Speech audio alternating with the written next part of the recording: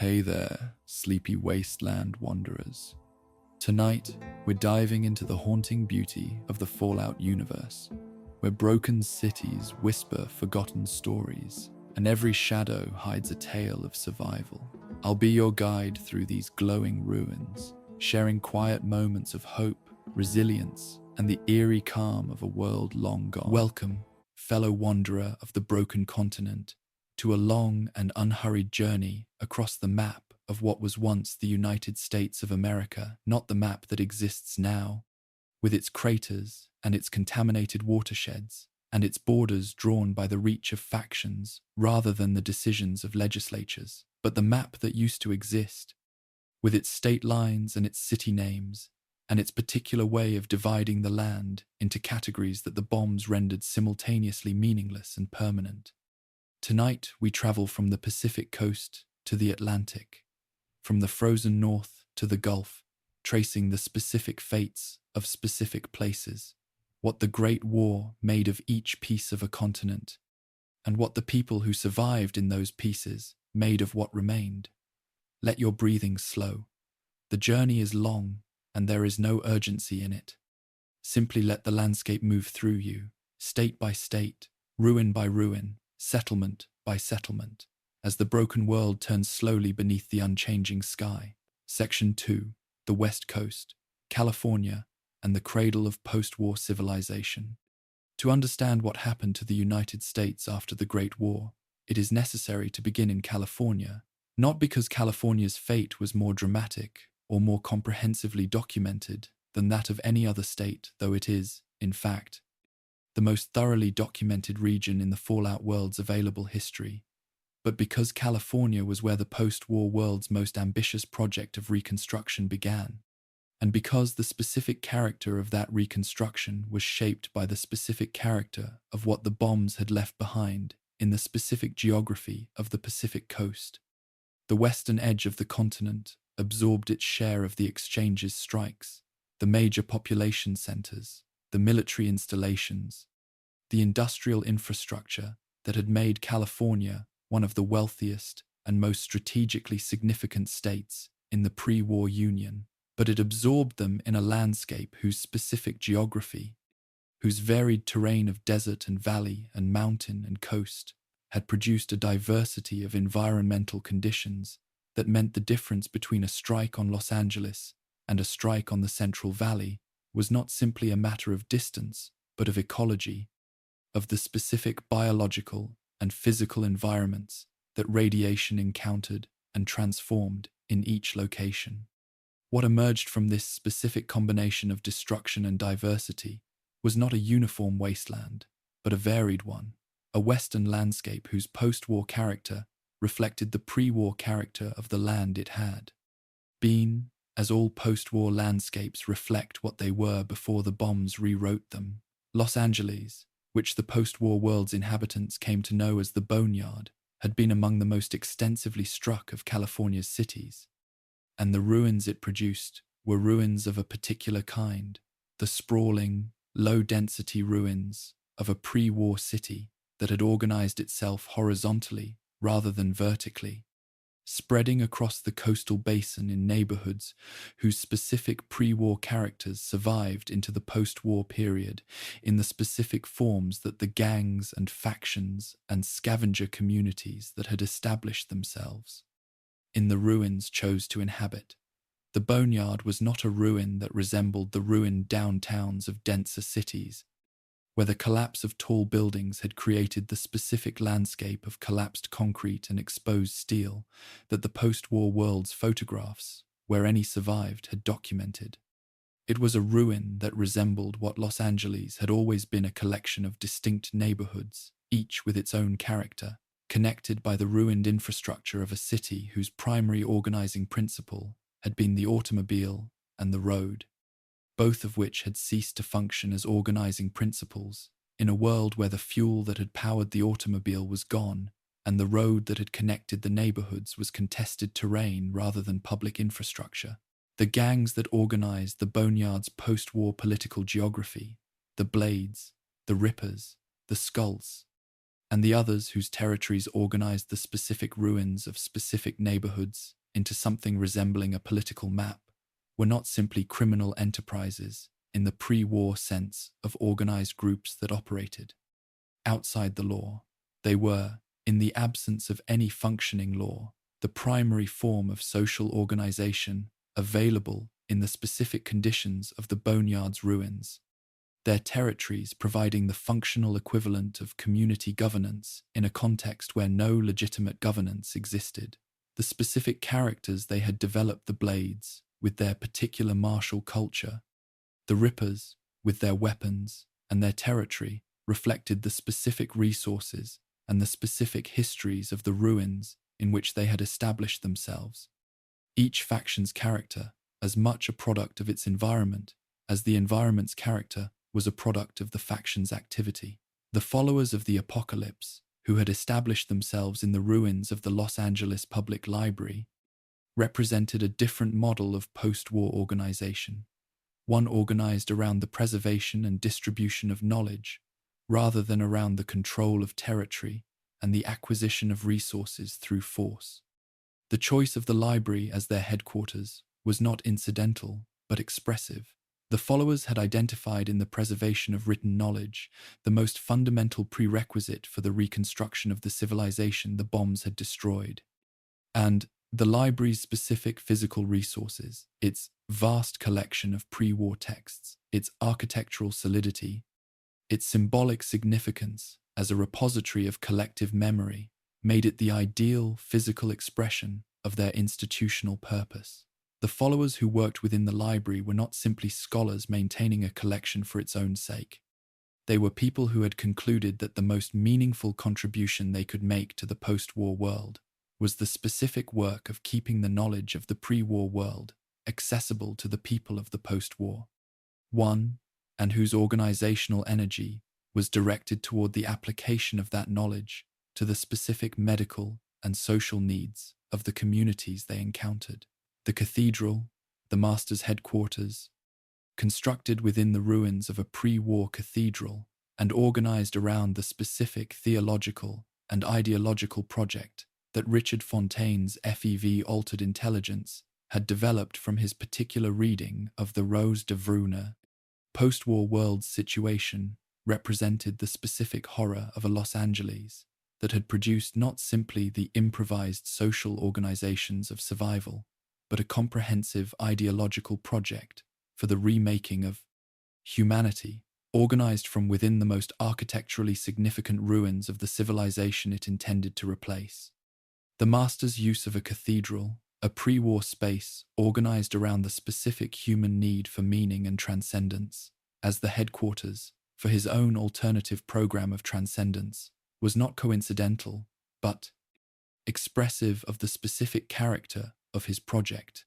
which was the replacement of one framework for understanding what human beings were and what they were becoming with another, organized around the specific biological transformation that the forced evolutionary virus offered as a solution to the problem of a species poorly adapted to the world the bombs had made. The hub, which had established itself around one of the reliable water sources in the Southern California desert, the specific geographic advantage of a location where water could be reliably obtained in a landscape where water was the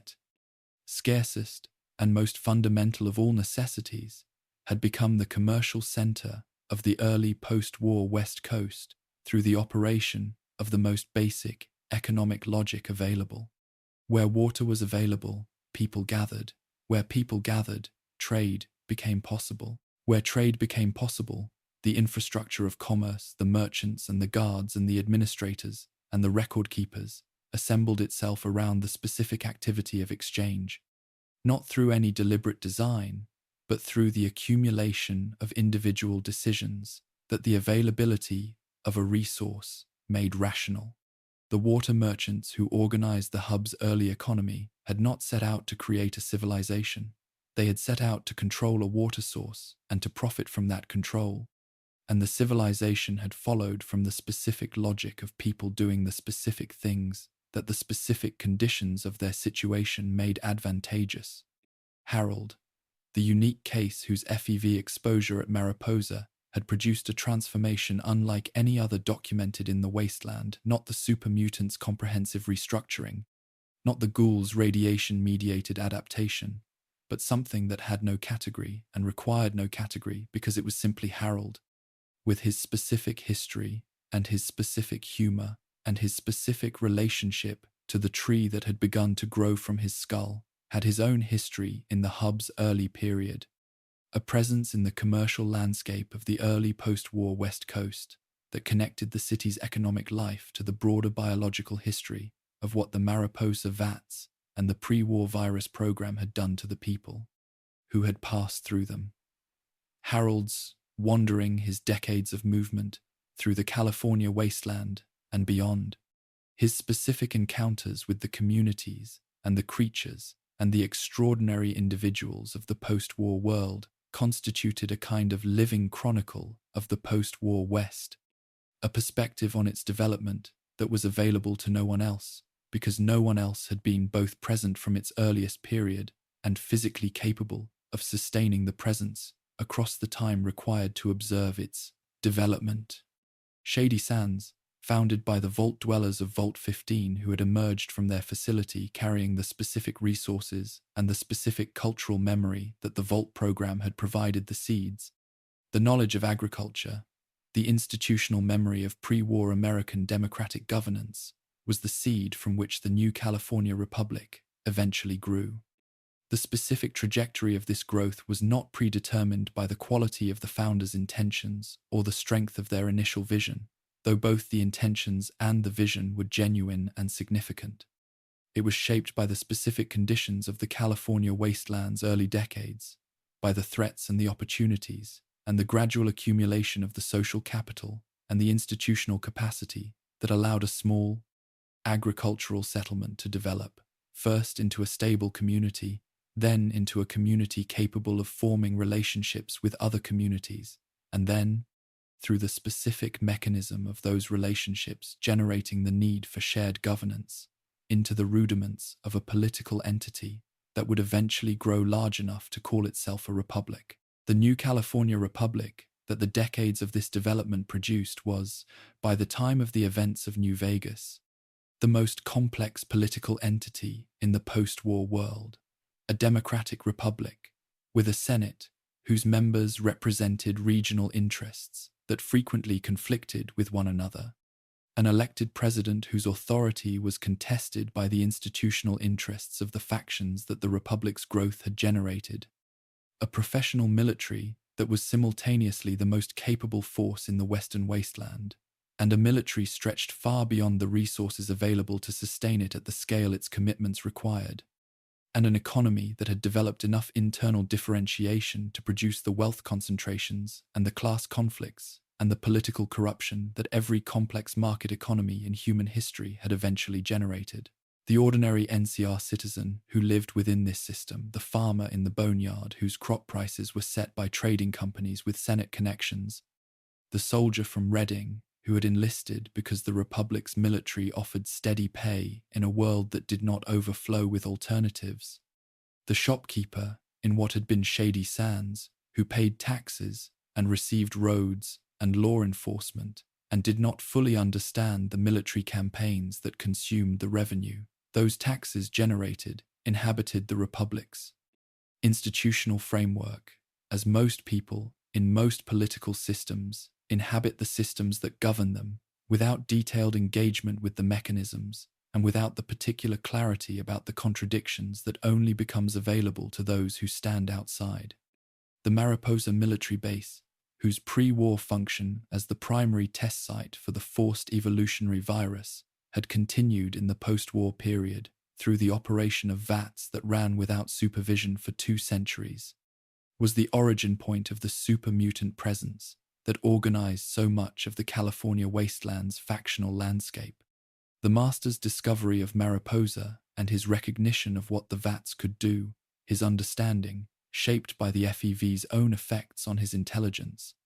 of the biological potential of the virus as a tool for the forced transformation of humanity into something better suited to the post-war world, had made the base the operational center of his army's expansion,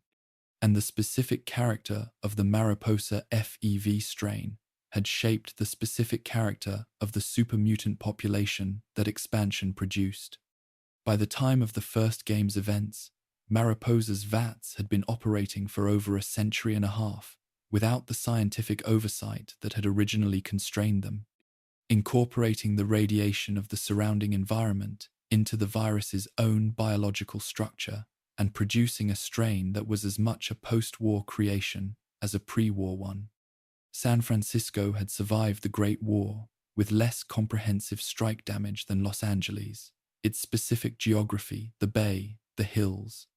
the specific way that the city organized itself around the interplay of water and elevated terrain, having interacted with the blast effects in ways that left more of the pre-war built environment intact than the comprehensive targeting of a flat coastal city would have permitted.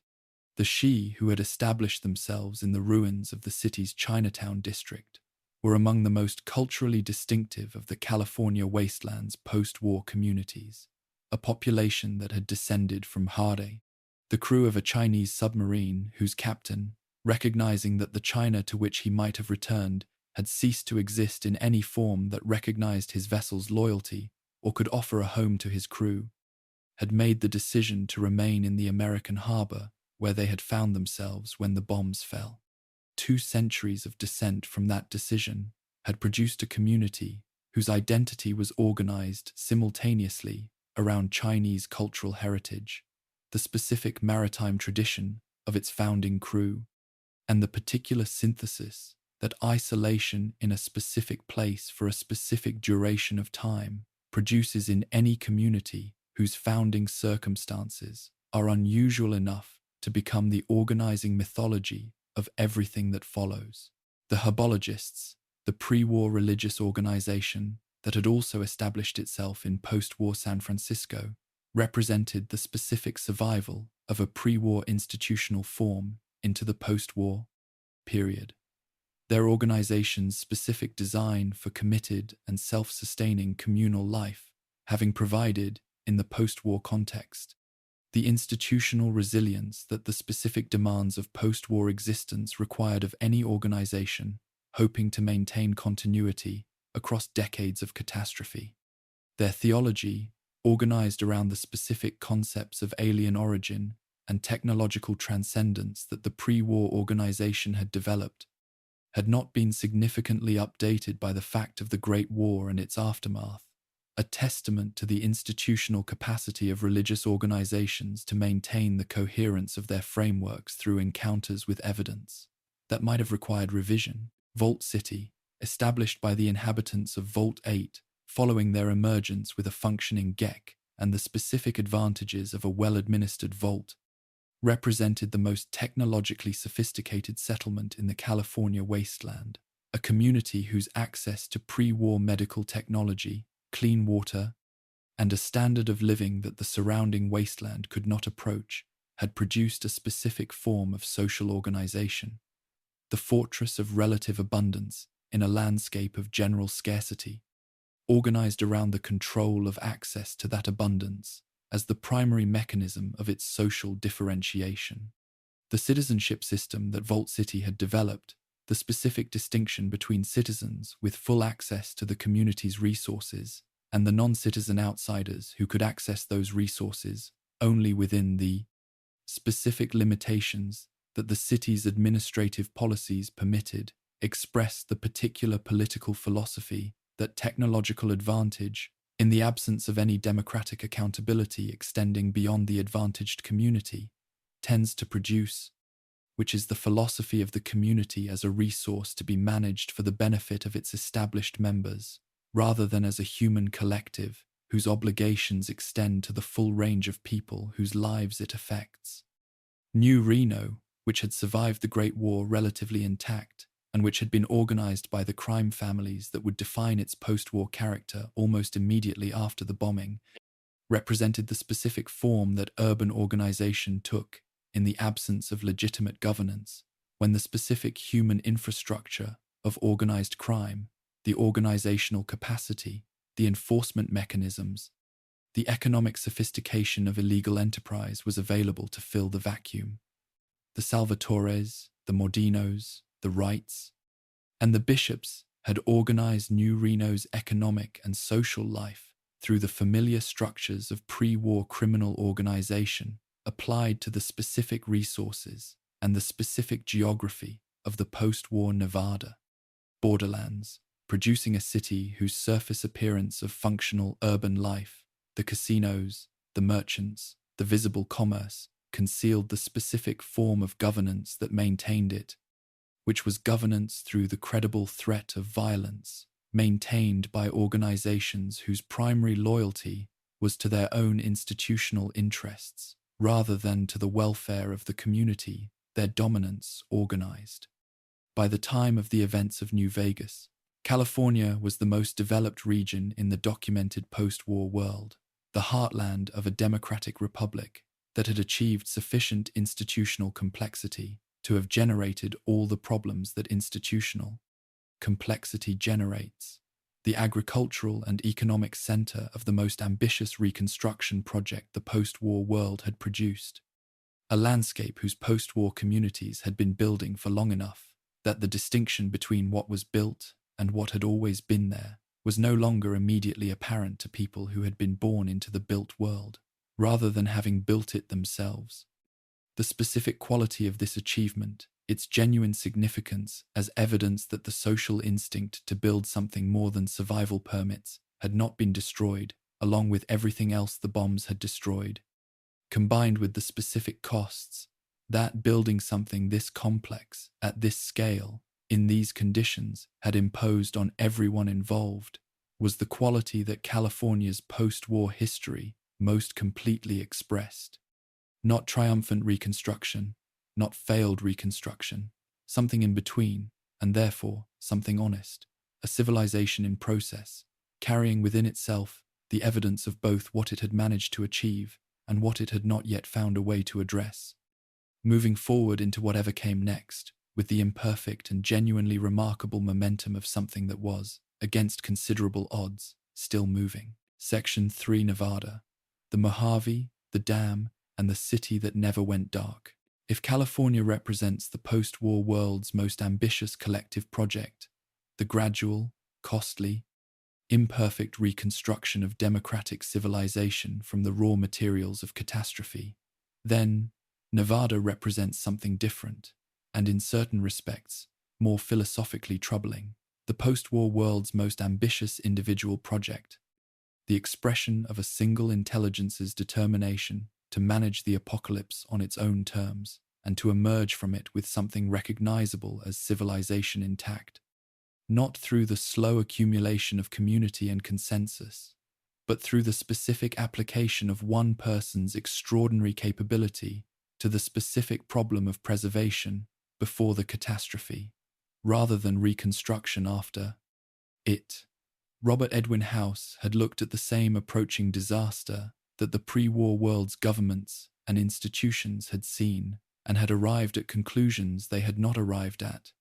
or had arrived at too late to act on effectively, or had acted on in ways organized around collective survival, rather than the specific survival of the thing that House believed was most worth preserving, which was Las Vegas, and the particular vision of human civilization that Las Vegas, in his understanding, represented. House's preparation for the Great War was not the preparation of someone who believed the war could be prevented or that its consequences could be managed by the collective institutional response that the Vault program had been designed to provide. It was the preparation of someone who had concluded that the war was coming, regardless of any individual or institutional action, that its consequences would be as comprehensive as the logic of nuclear exchange required, and that the appropriate response was therefore not to attempt to prevent or mitigate the exchange, but to position specific things in specific ways, such that what emerged on the other side was worth emerging into. The surface-to-air missile defense network that he installed to protect the Las Vegas metropolitan area was not a humanitarian gesture. It was not designed to protect the population of Las Vegas from the war, but to protect the physical infrastructure of Las Vegas from the warheads that the exchange's targeting logic would direct toward it, and the distinction between these two objectives was one that House had made deliberately, because his vision of what was worth preserving was organized around what the city could be rather than around what its pre-war population happened to be. The result of House's preparation was the most intact major urban environment in the continental post-war United States, a city whose casinos still stood, whose infrastructure had been battered but not destroyed, whose neon signs were dark and whose streets were empty, but whose physical structure was available for the specific purpose that House had intended it to serve when he directed his resources toward its defense. Las Vegas existed, in the post-war world, as evidence that one person's decision to take seriously what the pre-war world's institutions had been unwilling to take seriously could produce physical consequences as significant as any institutional response that the specific application of individual intelligence and individual resources to a clearly defined objective could achieve in the domain of physical preservation, what collective governance could not achieve when the collective was too invested in maintaining the fiction of normalcy to take the necessary preparatory action. This was both House's achievement and his argument, and he prosecuted both with equal conviction across the 2 centuries that separated his preparation from the moment when his plans for Las Vegas's future could begin to be implemented. House's extended isolation in the Lucky 38, the 2-century maintenance of his effectively mummified body through the life support systems he had installed, the continued operation of his consciousness through the network of robots and automated systems that served as his proxies in a city that had not yet been populated with the inhabitants that his vision required, was in itself an empowerment.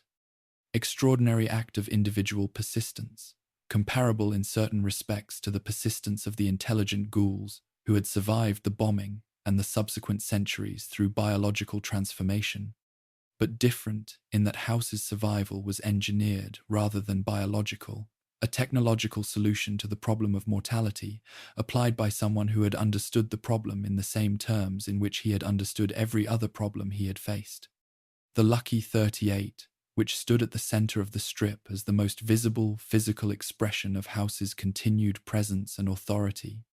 was not simply a casino or a residence, but an infrastructure, the nerve center of the administrative and surveillance systems through which House maintained his relationship to the city that his preparation had preserved and that his patience was now ready to develop. The 3 families who managed the Strip's casinos, the chairmen at the Tops, the Omertas at Gomorrah,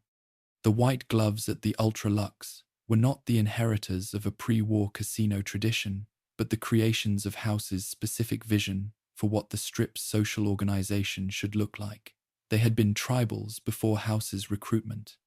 scattered groups of the wasteland's informal human communities, whose pre-recruitment existence had been organized around the specific demands of survival in the Mojave Desert, rather than around anything that resembled aesthetic sophistication that House's vision for the Strip required. House had not simply employed them, but had transformed them, had given each family a specific character to inhabit and a specific set of behavioral rules to follow, had provided them with the physical resources and the cultural instruction needed to perform the specific roles his vision required, had in effect created the social infrastructure of the Strip's hospitality economy from human material that had not previously been organized for hospitality. The result was a performance of civilization that had enough of civilization's substance to be genuinely functional, and enough of performance's artifice to be, to those who looked carefully, recognizable as something constructed rather than grown. Freeside existed as the specific social consequence of the Strip's organizational logic applied to the population that the Strip's logic had no use for. The impoverished quarter outside the Strip's walls, populated by the people whom House's vision of a managed, monetized Las Vegas had no role for. The wasteland drifters and the failed gamblers and the communities that had established themselves in the surrounding ruins, without being incorporated into the Strip's formal economy, illustrated the specific form that social Exclusion took when the mechanism of exclusion was economic rather than physical, when the boundary was not a wall, but the specific incapacity to afford the strip's minimum buy-in. The kings, who had organized Freeside's social life around the specific cultural aesthetic of a pre-war performer whose name and whose music survived in the wasteland, in the particular forms that the absence of the original context left available, and the various other factions and individuals that Freeside's specific social landscape contained, represented the specific human communities that the strip's prosperity produced around its margins, in the way that all concentrated wealth produces impoverished communities around its margins. By making the gap between those inside the wealth circle and those outside it a feature of the landscape rather than a correctable accident, Hoover Dam was the fact around which the entire political geography of the Mojave organized itself, because it was the fact around which the entire resource geography of the Mojave organized itself. A functioning pre-war hydroelectric dam in a region where electrical power was among the most significant determinants of the quality of life that any community could achieve, and where the water management capacity of a major dam was equally significant in a desert environment whose pre-war settlement had depended entirely on the specific infrastructure of managed water distribution. The dam's continued operation was not simply strategically significant in the narrow sense of being a resource worth fighting over. It was civilization significant in the broader sense of being the kind of infrastructure whose presence made possible a quality and a scale of human community that its absence would have made impossible. The specific difference between a wasteland region that had the dam and one that did not, being the difference between a region where the conditions for something resembling pre-war civilization were present and a region where those conditions were absent, regardless of the human effort directed toward their creation. The First Battle of Hoover Dam had established the strategic landscape within which New Vegas's political situation was organized, had demonstrated the NCR's military capability to defend the dam against the Legion's initial assault, while simultaneously demonstrating the NCR's inability to convert that defensive success into the decisive strategic victory that would have resolved the fundamental conflict between the two powers. The draw at the first battle was not a stalemate in the sense of two evenly matched forces arriving at a negotiated conclusion. It was a strategic NCR victory that left the underlying conflict entirely unresolved. The Legion pushed back across the Colorado River, but not destroyed as an operational force. The dam secured, but the security, requiring a permanent military presence that the NCR's logistics struggled to sustain at the distance from its California heartland that the Mojave's geography imposed. Boulder City's destruction, the result of the NCR's use of explosives to cover the retreat that the first battle had made necessary, was the specific human cost that the dam's defense had extracted from the population of the region it was supposed to benefit. The community sacrificed to the tactical requirements of the conflict over the infrastructure whose preservation was supposed to serve the communities of the region. The settlements that organized themselves along the Mojave's trade routes, Goodsprings at the western edge of the region, Prim at the border between California and Nevada, Nipton at the junction of the southern routes, Novak in the central Mojave, Boulder City near the dam were not simply locations on a map, but communities whose specific characters reflected their specific positions within the strategic and economic geography of the region. Goodsprings was what it had been before the strategic contest over the dam had organized everything else, a small settlement at a water source. Its specific character shaped by the specific people who had established themselves there and by the specific resources of the terrain around it. Insulated from the larger conflicts of the region, by its distance from the contested frontier, and by the specific modesty of its strategic significance. Novak, organized around the former dinosaur-shaped souvenir stand that served as both its most distinctive physical feature and its primary defensive emplacement, illustrated the specific way that post-war settlements found in the physical artifacts of the pre-war world, the materials for both practical and symbolic community construction. The dinosaur, not simply a convenient observation post, but a marker of the specific relationship between this community and the pre-war landscape it had built itself within. The vaults of Nevada, Vault 11 in the mountains east of the Strip, Vault 22 in the hills south of Jacobstown, Vault 19 near the Powder Gangers territory, Vault 34 beneath the Mojave Wasteland's central terrain, had each contributed their specific experimental outcomes to the landscape and the human geography of the region around them, in the ways that the Vault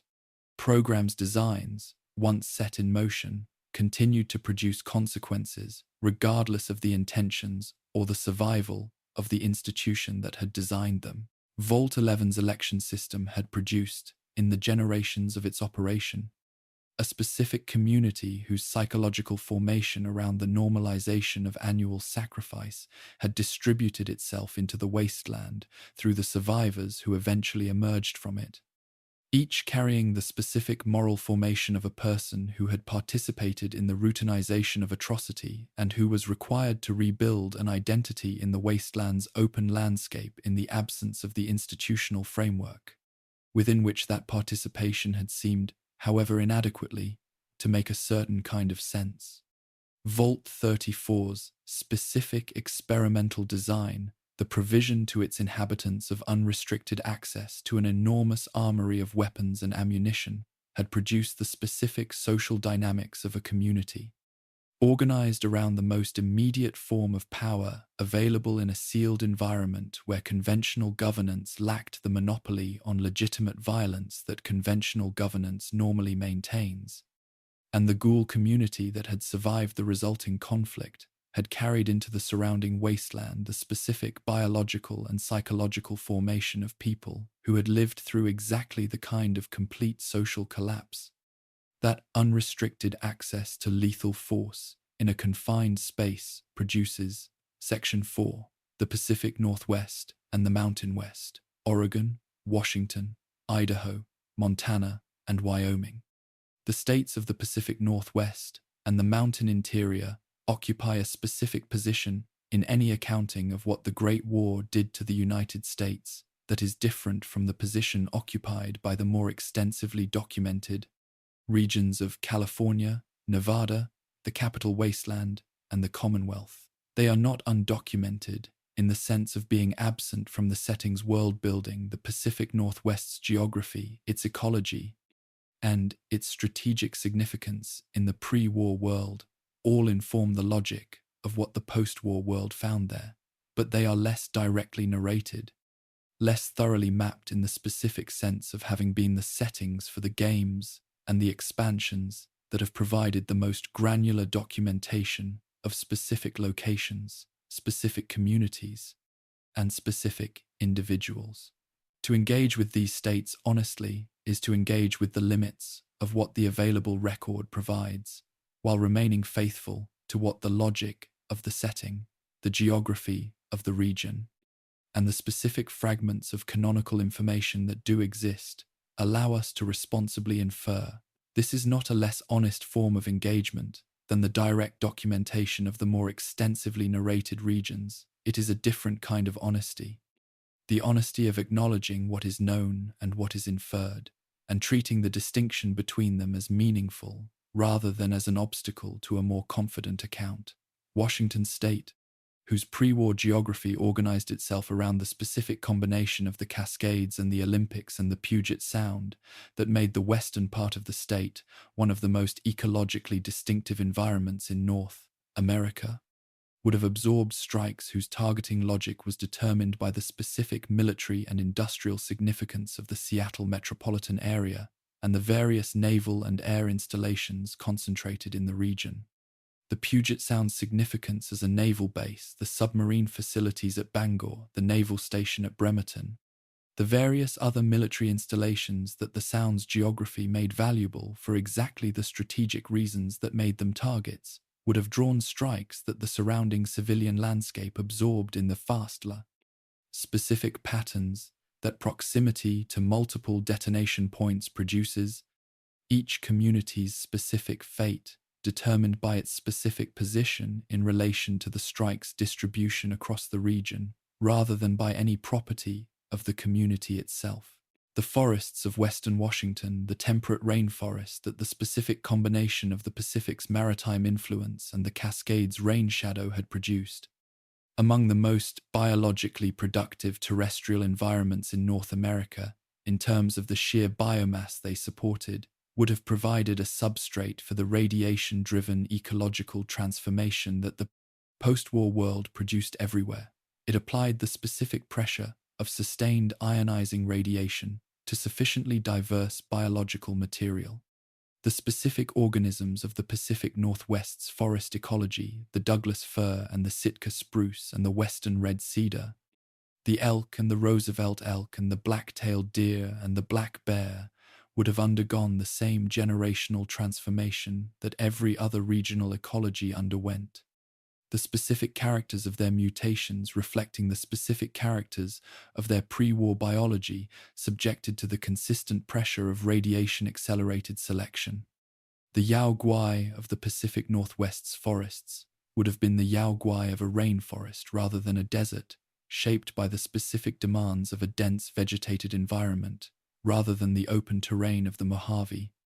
And the specific adaptations that this shaping produced would have distinguished the Pacific Northwest's post-war black bear population from those of other regions in ways that reflected the environmental specificity of the place that had produced them. The Brotherhood of Steel's documented expansion from its California origins would have followed the logic of its institutional mission, the acquisition and securing of advanced technology through the landscape of the Pacific Northwest, in ways that the specific distribution of military and technological infrastructure across the region determined. The naval facilities of the Puget Sound, the aerospace manufacturing that had made the Seattle area a significant center of pre-war technological production, and the various research installations whose existence in the Pacific Northwest reflected both the region's distance from populated centers and its specific natural resources, would all have attracted Brotherhood attention in the way that any significant concentration of advanced technology attracted Brotherhood attention, regardless of the specific geography in which it was located. Whatever chapter or detachment of the Brotherhood established itself in the Pacific Northwest would have developed the specific institutional character that geographic isolation from the California Mother chapter and the specific operational conditions of the Northwest produced, in the same way that the Capital Wasteland chapter had developed its own specific character under Elder Lyons's leadership in a context that differed sufficiently from California to generate institutional divergence. Seattle itself, the specific ruins of a city whose pre-war character as a center of technology and culture and maritime commerce had given it a distinct identity within the Pacific Northwest's regional landscape, would have organized whatever post-war communities established themselves in its ruins in the specific ways that the ruins of any major pre-war city organized the communities that moved into them. The specific physical legacy of Seattle's pre-war built environment, the Space Needle, the waterfront, the hill topography that had organized the city's neighborhoods into distinct vertical relationships, would have persisted in the post-war landscape as the specific material context within which survival and eventual community building occurred, each distinctive physical feature both a resource and a hazard in the specific ways that unusual pre-war structures were both resources and hazards throughout the documented wasteland. Oregon's specific post-war character was shaped by the particular combination of its Willamette Valley's agricultural heritage, its coastal accessibility, and the specific distribution of military and industrial infrastructure across its territory. The Willamette Valley, one of the most agriculturally productive regions in pre-war North America, its specific combination of fertile soil and Pacific maritime climate, having made it an ideal environment for a wide range of crops that the broader American food system had depended upon, would have been among the more ecologically resilient of the post-war West's agricultural landscapes, its soil quality and its rainfall patterns, providing the conditions for the re-establishment of productive agriculture that the communities capable of managing it would have found enormously valuable. The mutation of the valley's agricultural species, the specific changes that radiation drove in the genetic material of the crops and the livestock that the valley's pre-war agricultural economy had concentrated there, would have produced the kind of post-war agricultural landscape that the California communities had encountered in their own valleys. Strange in appearance, different in nutritional profile from the pre-war baseline, and vastly more valuable than anything the surrounding uncultivated wasteland could offer to communities with enough knowledge and enough organizational capacity to manage it. The followers of the apocalypse, whose organizational philosophy specifically oriented them toward the preservation and distribution of the knowledge and medical resources that the post-war world needed, would have had compelling reasons to extend their operations northward from the boneyard into the more hospitable terrain of Oregon's relatively intact agricultural landscape. The specific resources of the Willamette Valley, its productive capacity, its relative distance from the most severely struck urban centers of the California coast, its particular combination of natural resources would have made it an attractive location for the kind of sustained agricultural and medical support operations that the followers' mission required. Whatever presence the followers maintained in Oregon would have been organized around the specific resources the valley provided and the specific communities scattered through the Oregon landscape that those resources could be made to serve. Idaho, Montana, and Wyoming present the specific post-war scenario of mountain interior states whose pre-war significance was organized primarily around two things that had very different implications for their post-war situations. The military installations, whose presence in the interior landscape reflected both strategic decisions about dispersal and the specific natural resources that the Mountain West geography provided, and the agricultural and ranching economies that the specific terrain of each state had supported in varying degrees across the pre-war period. The military installations were significant for two reasons that pulled in opposite directions. They were strike targets, drawing the specific damage of nuclear detonation to locations in an otherwise low-density landscape, and they were potential resources.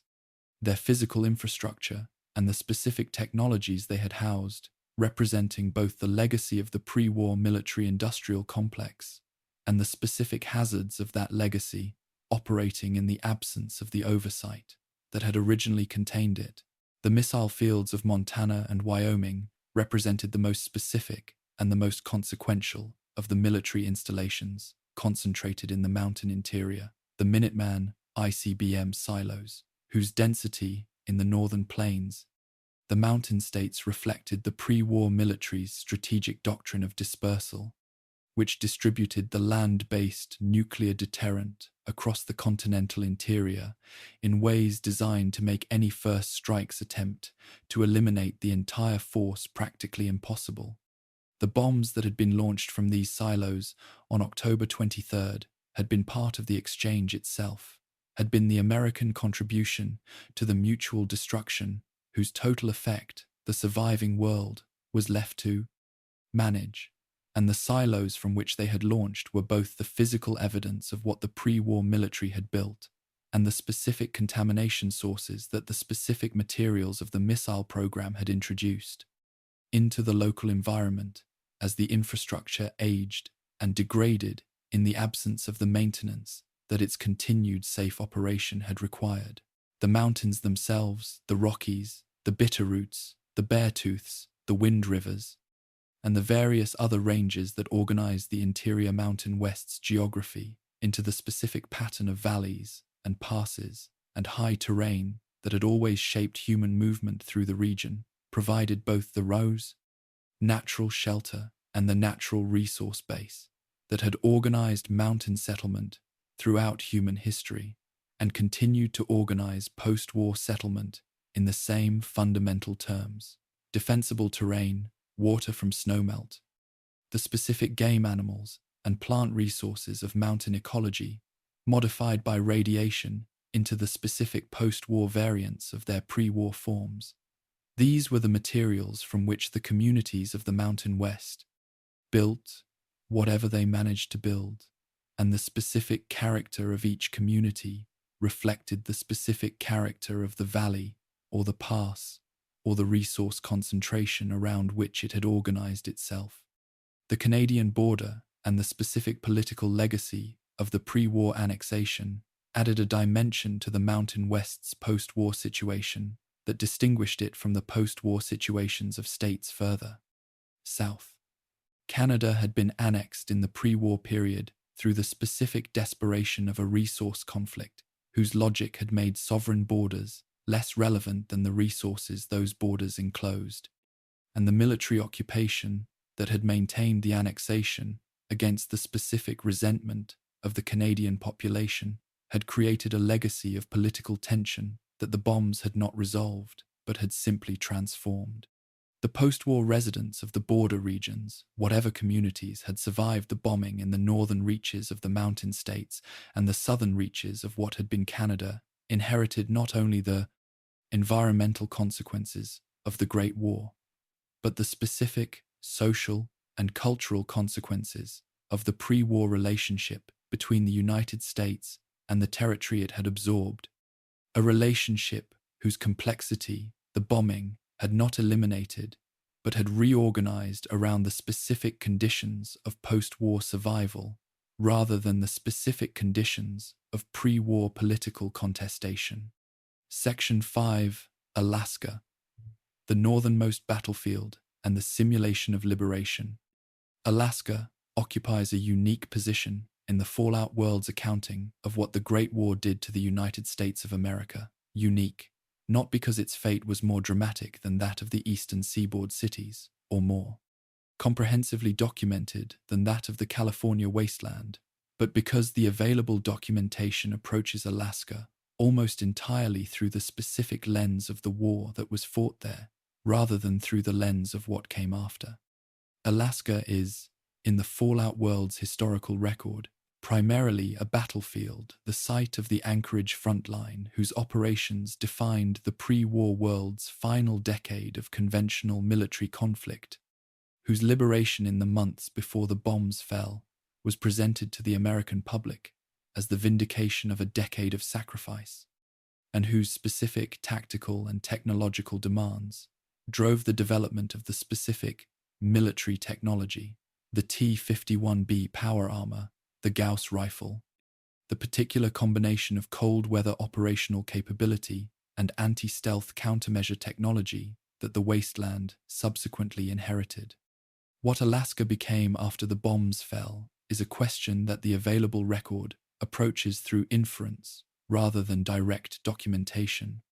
The state's specific geography and specific pre-war situation providing the materials for a reasonable account, rather than the detailed narrative that the more extensively covered regions offer. The war for Alaska had begun in 2066, when Chinese military forces crossed the Bering Strait in the specific act of territorial acquisition that the resource wars' logic had been building toward across the preceding decade. The Trans-Alaska Pipeline, which represented one of the last significant operational petroleum infrastructure systems in North American territory, was the specific resource whose control the invasion was designed to achieve, not a symbolic objective or a strategic point chosen for its relationship to some broader operational design, but the simple and specific fact of the last pipeline, the specific material reality that had organized every aspect of the conflict's purpose and whose control determined the survival or the failure of the energy-dependent industrial systems that both belligerents were still attempting to maintain in the final years before those systems ceased to matter because the civilization they powered ceased to exist.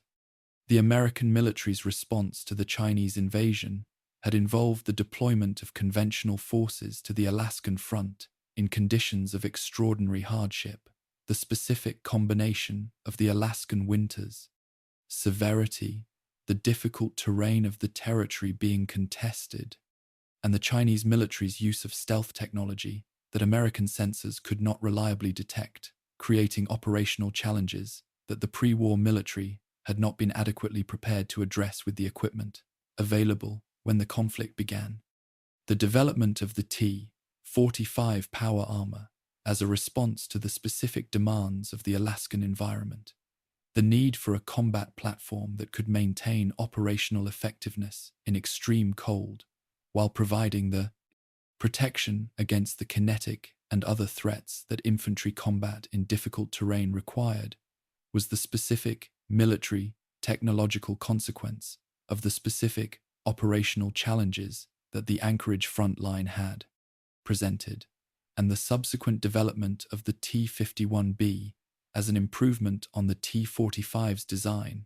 was the continuation of the same developmental trajectory driven by the same operational requirements. The power armor that the post-war wasteland inherited as its most significant military equipment was, in a specific sense,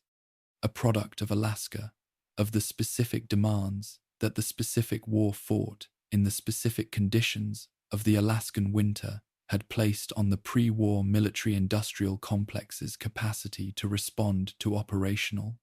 requirements with technological solutions. The liberation of Anchorage in January of 2077, the American military operation that drove the Chinese forces from the Alaskan territory they had occupied for a decade, was presented to the 17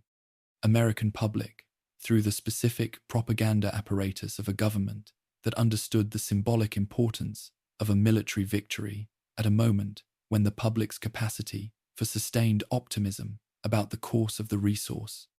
wars had been severely tested by a decade of grinding conflict, whose costs had been significant and whose progress had been slow. General Constantine Chase, the American commander whose tactical decisions had organized the liberation operation, was presented as the embodiment of the decisive military leadership that the propaganda of the period required. His specific choices, framed within a narrative of personal authority and tactical brilliance, that the Operation Anchorage simulation, the full immersion virtual reality program that the Brotherhood of Steel preserved in the signing,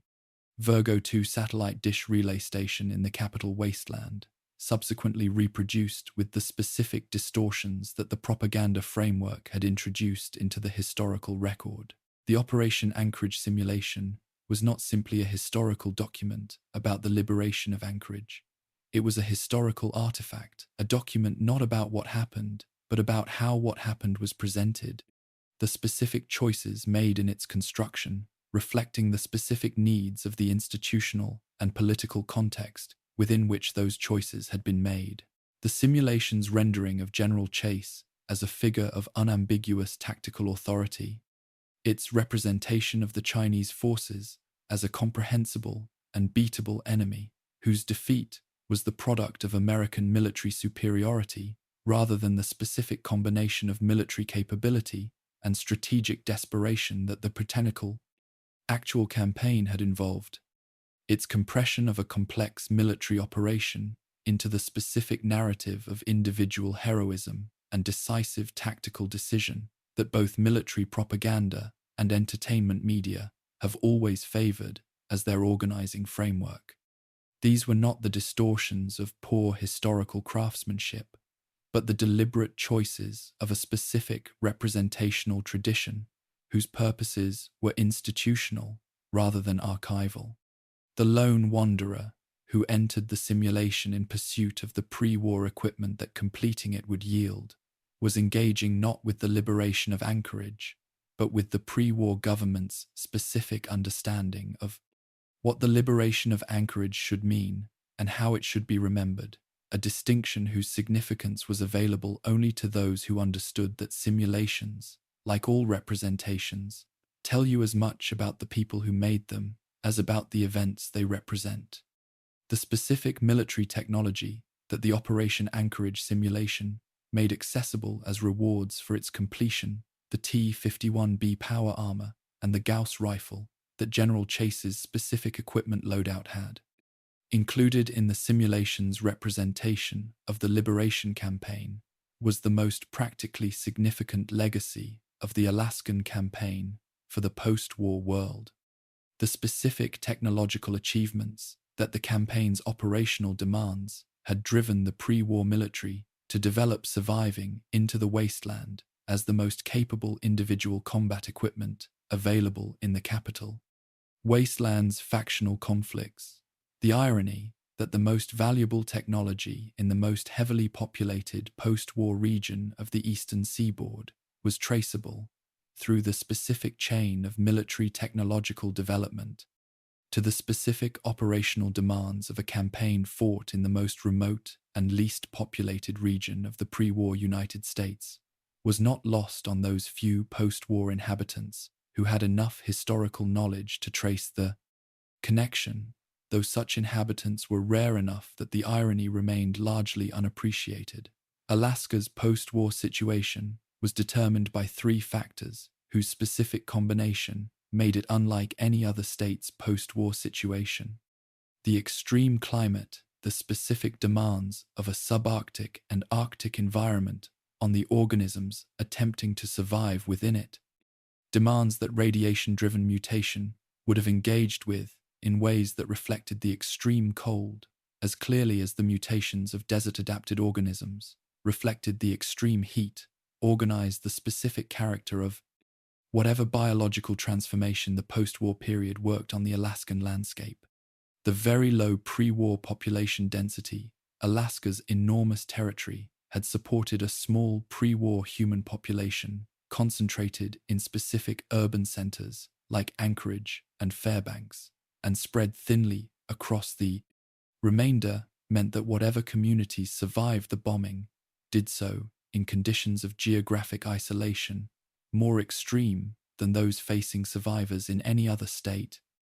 The distances between potential communities vast enough that the informal networks of trade and information that connected the more densely populated region's settlements were simply not available as organizing infrastructure. And the specific damage that 2 decades of military occupation and active military combat had done to the Alaskan landscape before the bombs fell, the infrastructure destroyed or degraded in the course of a decade of conventional warfare, the specific contamination of military operations superimposed on the specific contamination of the nuclear exchange meant that the post-war Alaska encountered by whatever communities managed to survive was already a damaged landscape before the bombs added their specific damage to the damage that the conventional war had already produced. The organisms of Alaska's post-war ecology would have engaged with the specific combination of radiation and extreme cold in ways that produced regional variants of the mutations documented elsewhere in the wasteland. Specific adaptations that Arctic and subarctic conditions drive in any organism, combined with the specific accelerated evolutionary pressure of radiation, producing creatures whose characteristics reflected both the biological heritage of the pre-war Alaskan fauna and the specific transformative pressure of post-war conditions acting on that heritage. The brown bears of the Alaskan interior, already among the largest terrestrial carnivores in North America in their pre-war form, already adapted to the specific demands of a subarctic environment, whose winters required the specific physiological capabilities of hibernation, and whose summers provided the specific resource concentrations of salmon runs and berry. Production would have undergone the same transformation that produced the yaoguai of the southern wasteland, but shaped by their specific ecological context into something whose relationship to the subarctic environment differed from the desert-adapted variants in ways that reflected the specific differences between those environments. The caribou herds of the Alaskan interior, the moose of the river valleys, the wolves of the boreal forest each would have engaged with the radiation-driven transformation in ways specific to their own biological heritage and their own ecological position, producing a post-war Alaskan wildlife that the available canon has not directly documented, but whose general character, the logic of the setting, and the biology of the organisms involved allows us to reason toward, with reasonable confidence. Whatever human communities survived in Alaska in the post-war period survived in conditions more demanding than those facing any other state's post-war population. In a landscape that had been damaged by conventional warfare before the bombs fell, and that offered the specific challenges of extreme cold on top of the radiation and the ecological transformation and the social collapse that the bombs imposed everywhere equally. That they survived at all was, in the accounting of what the post-war world produced in its most extreme conditions, its own form of testimony to the specific insistence on continuation that the human organism brings to the most hostile environments it has ever managed to inhabit. Section 6. The Southwest, Arizona, Colorado, New Mexico, Utah, and the Empire of the Legion. The American Southwest had always been organized, in its pre-war life, around the specific demands of aridity, around the fundamental fact that the desert environment imposed on every human community that attempted to establish itself within it a relationship to water that was not the ordinary relationship of resource management, but something closer to the relationship of absolute dependence, the kind of dependence that shaped every other aspect of a community's existence in ways that water-abundant environments never required. The pre-war Southwest had addressed this dependence through the specific mechanisms of industrial civilization, the dams, the aqueducts, the groundwater extraction systems, the agricultural irrigation networks that had allowed human communities of a scale and a complexity entirely disproportionate to the natural carrying capacity of the desert to exist and to thrive for the specific duration of the DA. Industrial period's resource abundance. When the bombs fell and the industrial infrastructure that had managed the Southwest's water collapsed, along with everything else the industrial infrastructure had sustained, what remained was the desert itself, which had always been there beneath the managed landscape and which resumed its fundamental character as the organizing fact of the region, with a completeness and a speed that reflected how thoroughly the pre-war infrastructure had been masking rather than replacing the desert's essential conditions. Into this specific landscape, the desert Southwest, stripped of the industrial water management that had made it habitable at the scale of the pre-war world. Edward Sallow arrived as a young scholar of the followers of the apocalypse, carrying with him the specific intellectual formation of a person who had spent his formative years in the study of pre-war history and who had developed, through that study, a specific and sophisticated framework for understanding how civilizations were built and maintained and how they collapsed. Sallow had read the Romans. He had read them with the specific attention of someone who understood that the Romans had not been simply ancient and therefore irrelevant, but had been, in the specific sense that mattered for the post-war world's situation, successful at the specific project of imposing order on chaos, of organizing the chaotic landscape of tribal conflict and fragmented community into something capable of sustaining civilization at a scale and a complexity that no individual tribe or community could sustain alone. The specific mechanism of Roman success that most interested Sallow was not the legions, though the legions were part of it, and not the roads, though the roads were essential, but the specific social technology of cultural absorption, the Roman practice of incorporating conquered peoples, not as enslaved populations, but as eventual Roman citizens,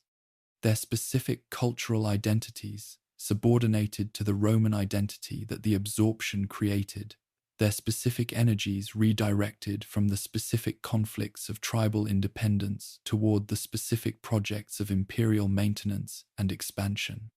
What Sallow had encountered in the Colorado Plateau region, the dozens of independent tribal groups whose conflicts with one another consumed the resources and the lives that the specific project of post-war survival could not spare, was the specific situation that the Roman model had been designed to address, and the recognition of this parallel was the organizing insight from which everything that subsequently happened in the Southwest derived its specific character. He had not arrived in the region with the intention of making himself Caesar. He had arrived as a member of the followers, carrying the institutional culture of an organization committed to humanitarian assistance and the preservation of knowledge, and the transformation from Sallow to Caesar was a process rather than a decision. The gradual recognition that the specific situation he was encountering required a specific response, that the followers' institutional culture had not prepared him to provide, and that the Roman model he had studied offered the specific organizational template for constructing. The decision to construct that template and to construct it as comprehensively as the Roman model required to create not simply a military organization, but a totalizing social system, to remake not simply the political arrangements of the tribes, but the specific identities of the people who inhabited those arrangements, was the decision that made everything that followed possible, and that established the specific moral character of the project that followed, which was a moral character whose specific combination of genuine social benefit and genuine social horror defined the particular form that Caesar's legion represented in the post-war world's political landscape. Arizona became the legion's heartland, not through any abstract decision about organizational geography, but through the specific logic of the region's relationship to the Colorado River, which organized the entire political geography of the Southwest in the way that any significant water source organized the political geography of any desert region, by making itself the boundary and the resource around which territorial claims organized themselves. The river's specific course through the canyon landscape of northern Arizona and into the lower desert of the region's southwestern portion created the natural boundary that the Legion used as its eastern frontier in the years of the New Vegas period, the Colorado separating Legion territory from the NCR and the independent communities of the Mojave, with the specific authority of a geographical barrier that military doctrine had always understood as among the most significant of all defensive advantages. The roads that the Legion maintained through its Arizona territory, the specific investment in infrastructure that separated the Legion's governance from the ungoverned wastelands, characteristic inability to maintain the legionary decadives, connections between communities that any civilization required, were not simply logistical assets, but ideological statements.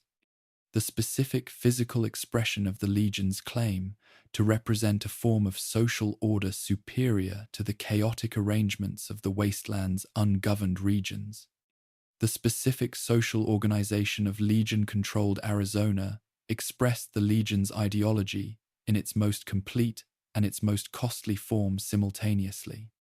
The subordination of women to roles defined entirely by their reproductive and domestic utility to the Legion's military project, the specific reduction of half the Legion's subject population to functions that the Legion's leadership had determined were their appropriate contribution to the larger enterprise, was not a coincidental feature of the organization's social arrangements, but a structural one, built into the specific Roman model that Sallow had selected as his template and maintained with the same consistency that the model's other features were maintained, on the grounds that the specific demands of building and sustaining a military civilization in the post-war Southwest required the specific social organization that the model prescribed. The slavery that formed the economic foundation of the Legion's territory, the specific use of captured populations as the labor that freed the Legion's fighting men for the military operations that defined the organization's primary function, was similarly structural rather than incidental. The specific economic arrangement that the Legion's particular combination of military ambition and organizational ideology required when the alternative of a voluntary labor economy organized around individual economic incentives was incompatible with the comprehensive social control that the Legion's model demanded. That the roads of Legion-controlled Arizona were genuinely safe, that the specific form of social order the Legion had imposed through the comprehensive enforcement of its behavioral expectations had produced the benefit of travel routes through which a person could move without the constant threat of predation that characterized ungoverned wasteland terrain was not a minor achievement. in the accounting of what the post-war world had managed to produce in 2 centuries of recovery. It was a genuine and significant social benefit, available to the people whose lives were organized around the Legion's roads in ways that the equivalent lives of people in ungoverned regions were not, and the fact that this benefit was produced by methods whose moral costs fell, with particular severity, on the most vulnerable members of the subject population, did not make the benefit less real, only more troubling. And the troubling quality of it was precisely the quality that made the Legion one of the most philosophically complex of all the post-war world's political projects, rather than simply one of the most brutal. Colorado had been the site of some of the Legion's most significant military operations. The absorption of the tribes of the Colorado Plateau that had constituted the Legion's founding expansion, the specific campaigns through which the loose tribal communities of the mountain and desert region had been incorporated into the Legion's organizational framework, or had been destroyed when incorporation proved impossible or strategically inadvisable. The specific geography of Colorado, its eastern plains, its mountain corridor, its river valleys organized the military and logistical challenges of the Legion's operations there in ways that reflected the specific terrain's relationship to the movement of the large, organized military forces that the Legion's operations. Legion had developed as its primary instrument of territorial expansion. Denver, referenced in the available documentation as a city that had become effectively abandoned in the post-war period and contested primarily by the feral dog packs that had established themselves in its ruins,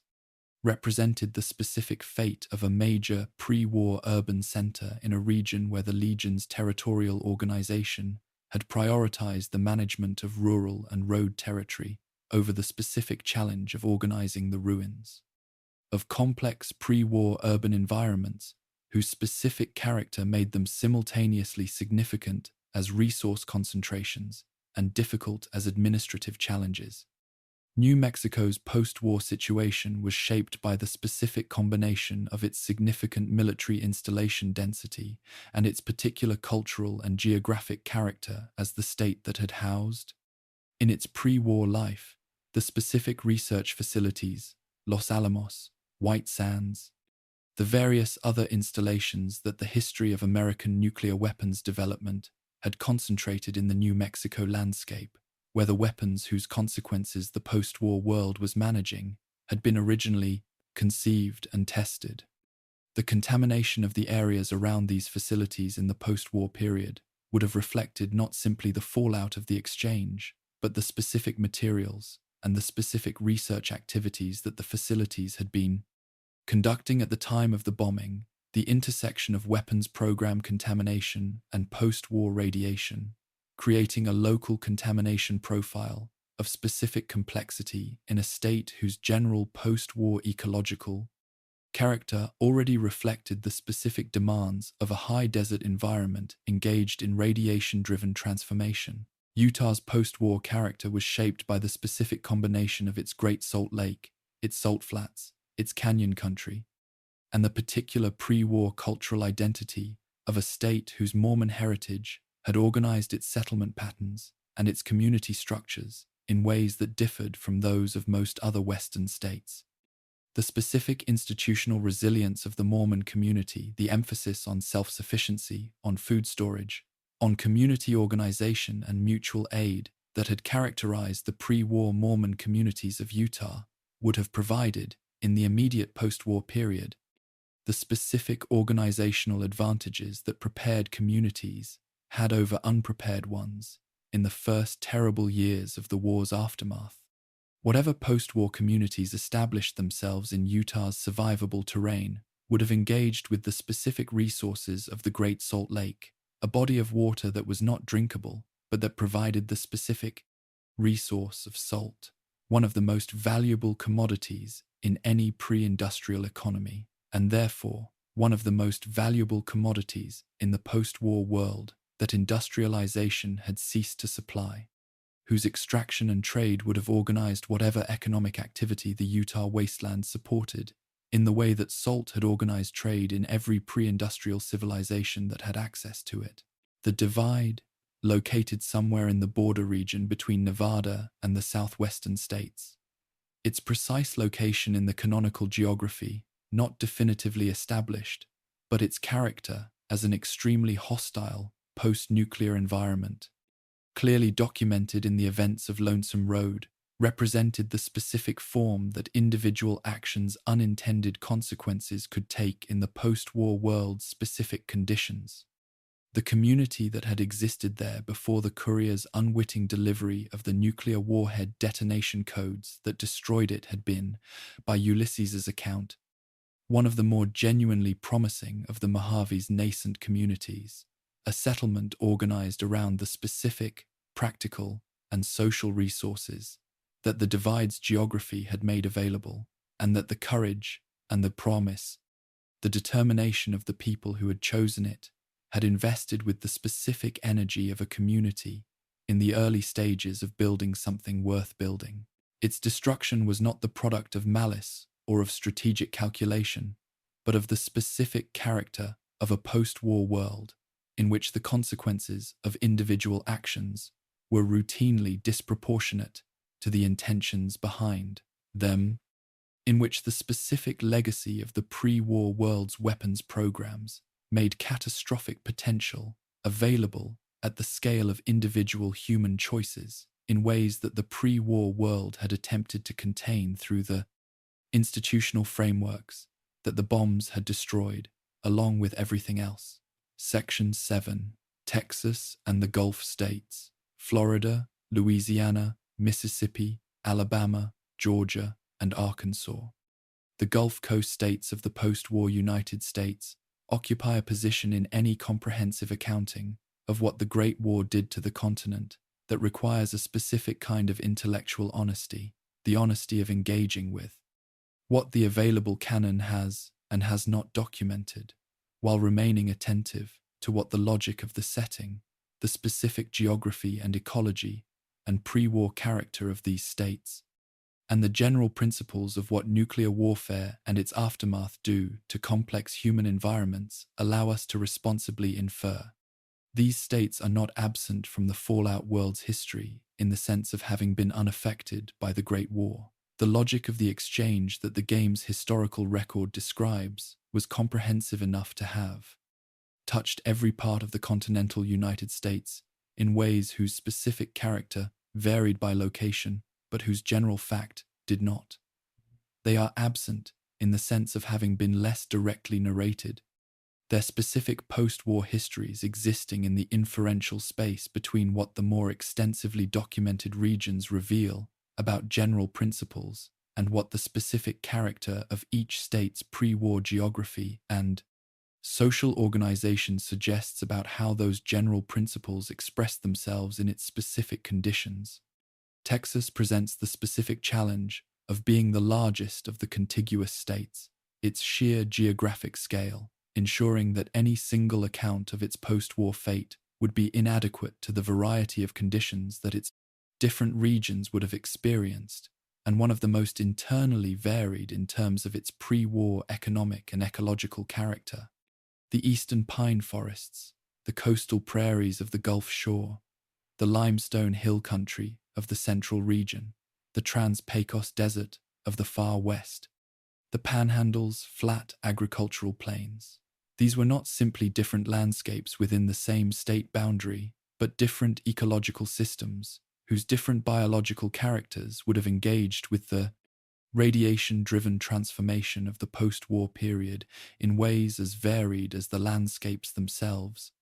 producing in each region a distinct post-war ecology that reflected both the specific pre-war biology of that landscape and the specific intensity and character of the contamination that landscape had absorbed. The military installations of Texas, the numerous Air Force bases, the army posts, the naval air stations along the Gulf Coast,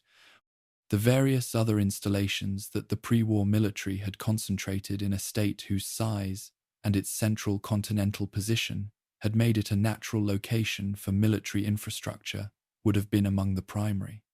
targets of the exchange's strike pattern, drawing detonations to locations across the state in the way that every significant concentration of military capability drew detonations across the continental United States. The specific damage patterns produced by strikes on these installations would have organized the initial contamination landscape of Texas in ways that reflected the distribution of military infrastructure rather than the distribution of civilian population, creating zones of intense local radiation in some areas, while leaving others relatively less contaminated, at least in the immediate aftermath. And the specific character of whatever post-war communities established themselves across the Texas landscape would have reflected this uneven initial distribution in ways that persisted across the subsequent decades of ecological, social development. The reference in the available canonical documentation to Lone Star Brahmin drives the suggestion that Texas maintained enough of its pre-war cattle-based agricultural economy to support organized Brahmin herding and trading operations in the post-war period is among the most significant pieces of inferential evidence available for understanding Texas's post-war situation.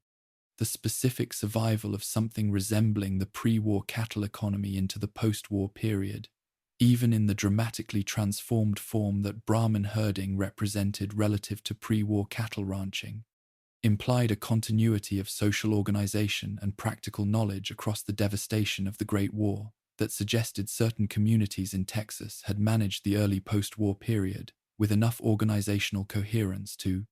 maintain the specific knowledge and the specific social arrangements that large animal herding required. Brahmin herding was not a casual activity. It required specific knowledge of the animal's biology and behavior, specific infrastructure for managing their movement and their health, and specific social organization for the protection of both the animals and the people, managing them against the threats that the wasteland generated continuously.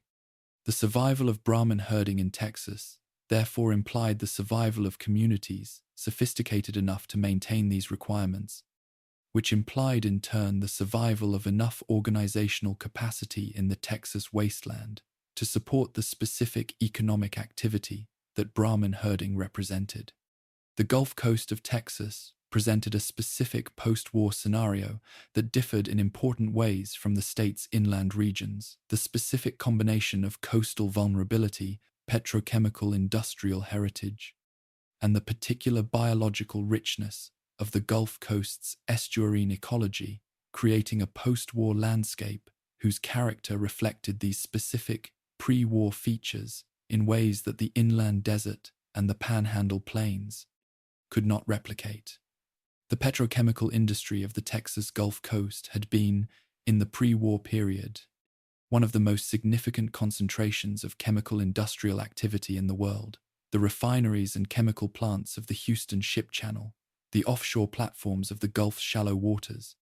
the specific infrastructure of an energy economy whose feedstocks were depleted long before the bombs fell, but whose physical infrastructure had persisted into the final years of the pre-war period as the legacy of an industry that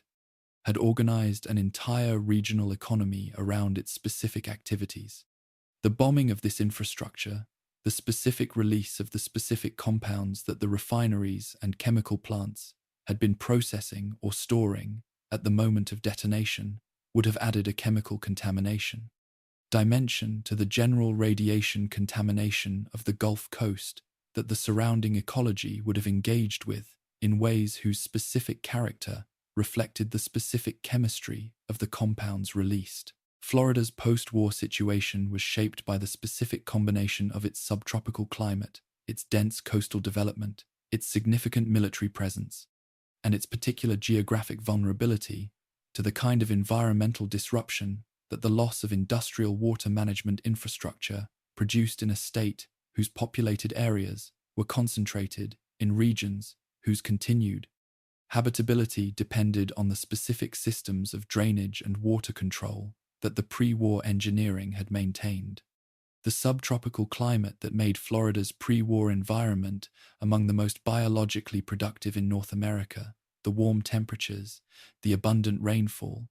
the specific combination of conditions that supported both the Everglades ecosystem of the South and the diverse pine, flatwood, and hardwood hammock ecologies of the north and central regions would have provided the specific biological substrate for a post-war ecological transformation of unusual richness and unusual variety.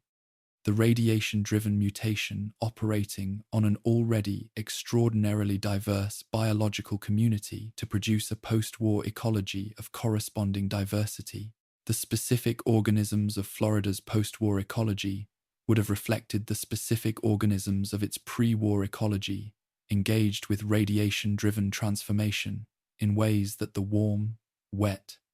biologically productive conditions of the subtropical environment would have accelerated relative to the cooler and drier regions of the continent. The alligators of the Florida waterways, already among the most physically formidable of pre-war North American reptiles, would have undergone the same scale transformation that radiation drove in every large reptile species, the yao guai of the north being the bear transformed. The equivalent transformation in the alligator producing something whose specific character, the logic of the setting, and the biology of the organism allow us to reason toward, even in the absence of direct canonical documentation. The specific insects of the Florida environment, the mosquitoes, the cockroaches, the vast diversity of beetle and fly species that the subtropical conditions had always supported in abundance, would have undergone the same accelerated transformation that radiation's interaction with the insects, already exceptional radiation tolerance and rapid reproductive rates produced everywhere it was applied, creating in Florida's post-war ecology an insect community of specific variety and specific biological creativity. Louisiana's specific post-war character was shaped by the extraordinary combination of conditions that its pre-war geography had created, the Mississippi Delta's specific combination of the continent's greatest river reaching its mouth in the specific tidal marshland environment of the Gulf Coast, creating an environment of such biological richness and such physical complexity that the post-war transformation of that environment would have produced outcomes of corresponding richness and complexity. New Orleans, which sat below sea level in the most vulnerable position of any major American city with respect to the specific threats of both storm surge and the loss of the levee and pumping infrastructure that kept the city dry, would have experienced the bombing's aftermath in ways that no other major American city replicated exactly. The specific combination of the levee's failure, the loss of the pumping systems that maintained their function, the progressive flooding of the below sea level city as the water that the pre-war infrastructure had been continuously working to exclude resumed its natural occupation of the landscape with the radiation fallout of the strikes on the surrounding region would have created, in New Orleans's ruins, a specific aquatic environment whose character reflected the meeting of the continent's greatest river with the specific contamination of the broader post-war world. Mississippi's post-war character was shaped by the specific legacy of its delta agricultural heritage, one of the most productive cotton and soybean regions in pre-war North America, meeting the specific post-war reality of agricultural systems whose industrial inputs had ceased to be available. The rich alluvial soil of the Mississippi Delta, accumulated over millennia of the river's sediment deposition, was not destroyed by the bombing. It persisted in the post-war landscape as one of the most potentially valuable agricultural resources in the eastern wasteland. Its specific fertility, available to any community capable of the specific work of clearing and cultivating it in conditions that differed from the industrial agriculture of the pre-war period in every respect except the fundamental one of the soil's inherent productivity. The specific mutations that radiation drove in the delta's agricultural species, the cotton plants, the soybeans, the corn and the sorghum of the pre-war cropping systems, would have produced the specific post-war variants that communities with enough knowledge and enough organizational capacity could have found ways to cultivate. The delta's specific ecology offering in the post-war period the same fundamental agricultural potential it had offered in every period of human occupation of the region. requiring only the specific adaptation of agricultural practice to the specific conditions that the post-war world had created. Alabama and Arkansas present the specific post-war scenario of states whose pre-war characters were organized around a combination of agricultural economy, significant industrial activity in certain urban centers, and the particular social history of the American South that had shaped their community structures and their cultural identities in ways that the post-war world would have inherited as the specific social formations from which whatever new communities developed in their ruins would have emerged. The specific combination of terrain, the coastal plain of southern Alabama, the Appalachian foothills of the north, the Ozark Plateau of northern Arkansas, the river bottoms, and the pine forests of the interior would have organized the post-war ecology of each state around the specific biological resources that each terrain type provided. The variety of ecological contexts within each state's boundaries, producing a corresponding variety of post-war ecological outcomes that reflected the specific pre-war biological heritage of each landscape engaged with the specific transformative pressure of radiation.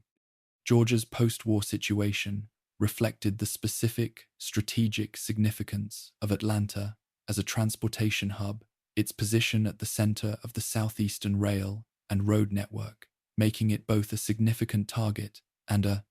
significant loss in terms of the organizational infrastructure that its destruction removed from the region's capacity for community and economic coordination. The specific ruins of Atlanta would have organized whatever post-war communities established themselves in the greater metropolitan region in the specific ways that the ruins of any major pre-war transportation hub organized the communities that moved into them. The physical infrastructure of the pre-war transportation system, however damaged, providing both material resources and spatial organization for the post-war settlement of the surrounding landscape. The pine forests of coastal Georgia, the specific ecology of the sea islands, the agricultural landscape of the interior, each represented distinct environments whose post-war transformation reflected their distinct pre-war characters. The Georgia wastelands ecological variety corresponding to the state's pre-war ecological variety in the way that all post-war ecologies correspond to their pre-war predecessors, transformed but not unrecognizable, shaped by the same fundamental geographic conditions that had always organized the specific character of the place. Section 8. The Midwest: Illinois, Indiana, Ohio, Missouri, Kansas, Nebraska, Iowa, Minnesota, Wisconsin, Michigan, and the Dakotas. The Midwest presents, in any comprehensive accounting of what the Great War did to the United States, the specific challenge of a region whose pre-war significance was primarily agricultural and industrial, whose contribution to the pre-war civilization that the bombs destroyed was organized not around governmental authority or financial markets or cultural production, but around the fundamental physical acts of growing food and making things, the specific activities on which every other activity of complex civilization ultimately depends, and whose post-war significance was therefore organized around the specific question of what happened to those fundamental activities when the industrial infrastructure that had organized them at the scale of modern civilization ceased to function. The Midwest's pre-war importance was the importance of the engine room rather than the bridge, the importance of the thing that made everything else possible rather than the thing that decided what everything else would be.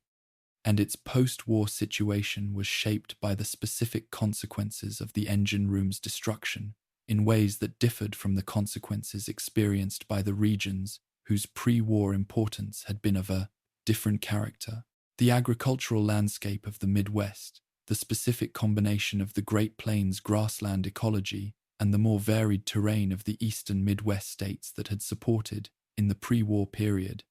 the grain production that had fed not simply the nation, but significant portions of the world, did not disappear when the bombs fell. The topsoil was still there. The rainfall, altered in its patterns and its chemistry, by the specific atmospheric effects of the nuclear exchange, but not eliminated, continued to fall. The seeds of the native prairie species that the pre-war industrial agriculture had displaced, but not entirely eliminated, persisted in the soil and in the hedgerows and in the fragments of uncultivated land that the specific geography of each field and each farm had always left at its margins. What disappeared was the industrial agriculture's ability to function, the specific system of fertilizers and pesticides and mechanical cultivation and seed production and commodity trading and distribution infrastructure that had organized the Midwest's agricultural capacity at the scale of a modern industrial civilization, every element of which was dependent on inputs that the bombing had eliminated or made inaccessible. The land's potential was intact. The system that had been extracting that potential at the scale of the pre-war world's requirements was gone. The implications of this specific combination, land intact, system destroyed, were different from the implications of the kind of destruction that the eastern seaboard cities had experienced, where the destruction was of the built environment as much as of the systems organizing it. In the Midwest, the specific form of post-war recovery that was most immediately available was also the most fundamental, the recovery of agricultural production at a smaller scale, organized around the specific knowledge of cultivation and the specific social organization of farming communities, without the industrial inputs that the pre-war system had required, but also without the industrial system's specific fragility to the loss of those inputs. A community that could clear and cultivate even a small portion of the Midwest's agricultural land, that had access to the seeds of species capable of growing in the specific, contaminated, and modified soil conditions of the post-war landscape, and that had enough organizational coherence to protect its crops and its members through the specific dangers of the wasteland, could feed itself from the Midwest's specific agricultural potential in ways that were simply not available in the ruins of downtown Chicago or Detroit, where the specific built environment's destruction had eliminated the physical landscape within which any comparable productive activity could occur. The specific radiation contamination of the Midwest's agricultural landscape, the fallout that the exchange had deposited on the soil, and the subsequent contamination of the water systems that agricultural activity depended on, would have interacted with the specific biology of the agricultural species in ways that produced the characteristic post-war mutations across the full range of the Midwest's plant community. The corn of the Illinois bottomlands, the wheat of the Kansas plains, the soybeans of the Iowa fields, the sunflowers of the Dakota prairies, each would have been engaged by the radiation's transformative pressure across successive generations, producing the specific post-war variants of each species that the communities capable of cultivating them would have found growing in the wasteland soil, with the combination of biological novelty and fundamental agricultural utility that characterized the mutated crops of every other region of the documented wasteland. The Brahmin that the Midwest's post-war communities managed would have been the same fundamental resource that Brahmin represented everywhere. The transformed cattle, whose specific radiation resistance and whose capacity to process contaminated forage made them viable in conditions that pre-war cattle could not have survived, organized around the specific geography of the Midwest's river valleys and the specific social arrangements of communities that had found in the management of large animals the specific economic foundation that every successful wasteland community required. Chicago, whose pre-war significance as the great inland city of the American continent, the city at the intersection of the lake system and the rail network, the city through which the agricultural surplus of the Midwest was processed and distributed, and through which the manufactured goods of the industrial economy moved in the other direction, had made it both enormously significant as a strike target and enormously significant as a ruin. its physical destruction representing the removal of one of the most important single nodes in the pre-war continental transportation and distribution network. The specific ruins that the strikes on Chicago produced would have been organized by the specific pre-war built environment of the city, the lakefront, the grid of streets, the specific neighborhoods whose pre-war characters had been as distinct from one another as the characters of separate cities, the industrial district of the South Side, the residential neighborhoods of the North Side, the financial district of the Loop, each providing the specific spatial and material context within which post-war settlement would have organized itself according to the specific resources each ruin zone offered and the specific threats each presented. The Brotherhood of Steel's Midwest chapter documented in Fallout Tactics as an organization with a character distinct from the California chapter in ways that reflected the specific operational conditions and the specific historical circumstances of its Midwest deployment, had organized its presence in the region around the specific infrastructure of the pre-war military installations and research facilities that the Midwest's geography contained, following the same institutional logic that organized Brotherhood activity everywhere, but expressing that logic in the specific terms that the Midwest's particular distribution of relevant resources required.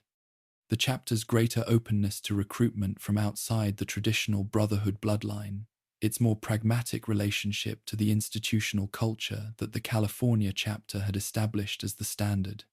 reflected the specific demands of operating in a region where the Brotherhood's conventional recruitment base was insufficient to maintain the operational capacity that the Calculator's robot armies had required the Midwest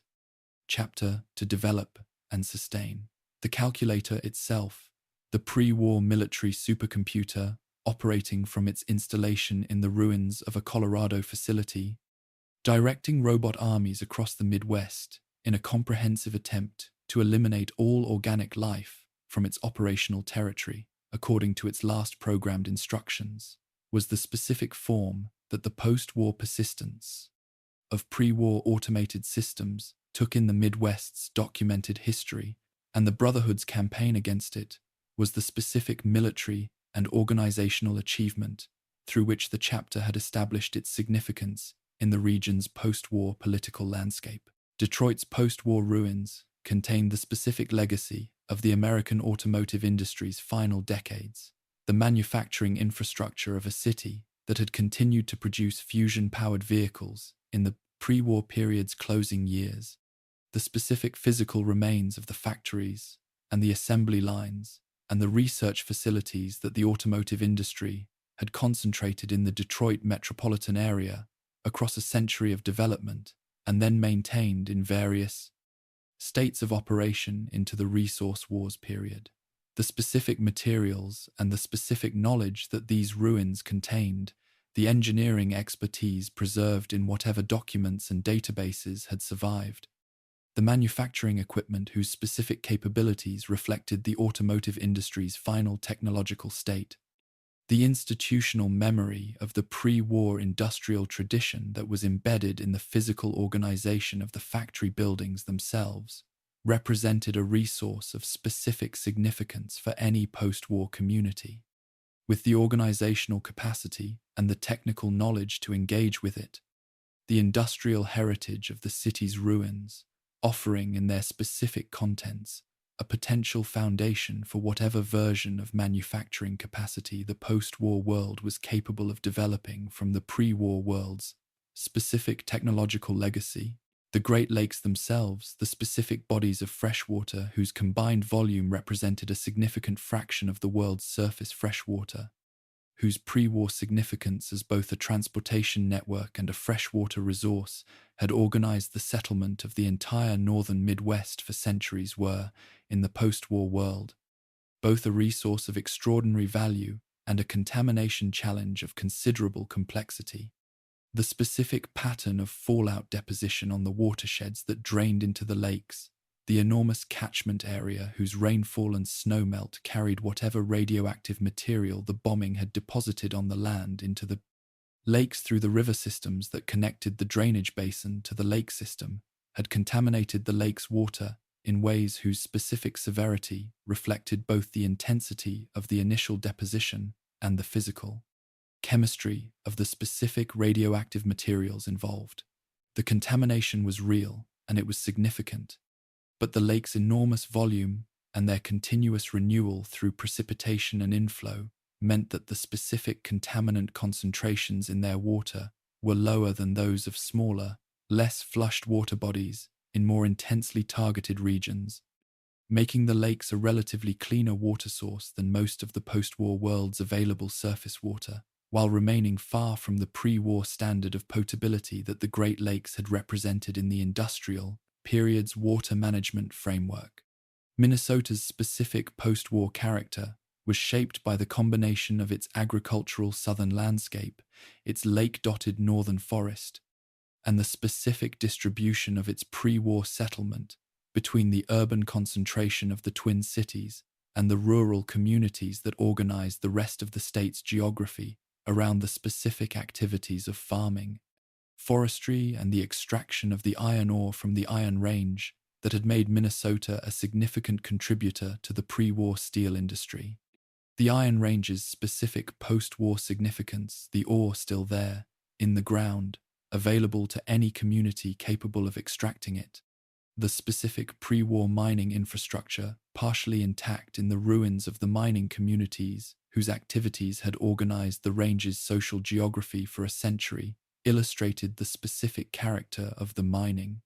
post-war Midwest's relationship to its pre-war industrial heritage, which was the relationship of an inheritance whose value was real, but whose access required the specific capabilities that the post-war world was still in the process of recovering.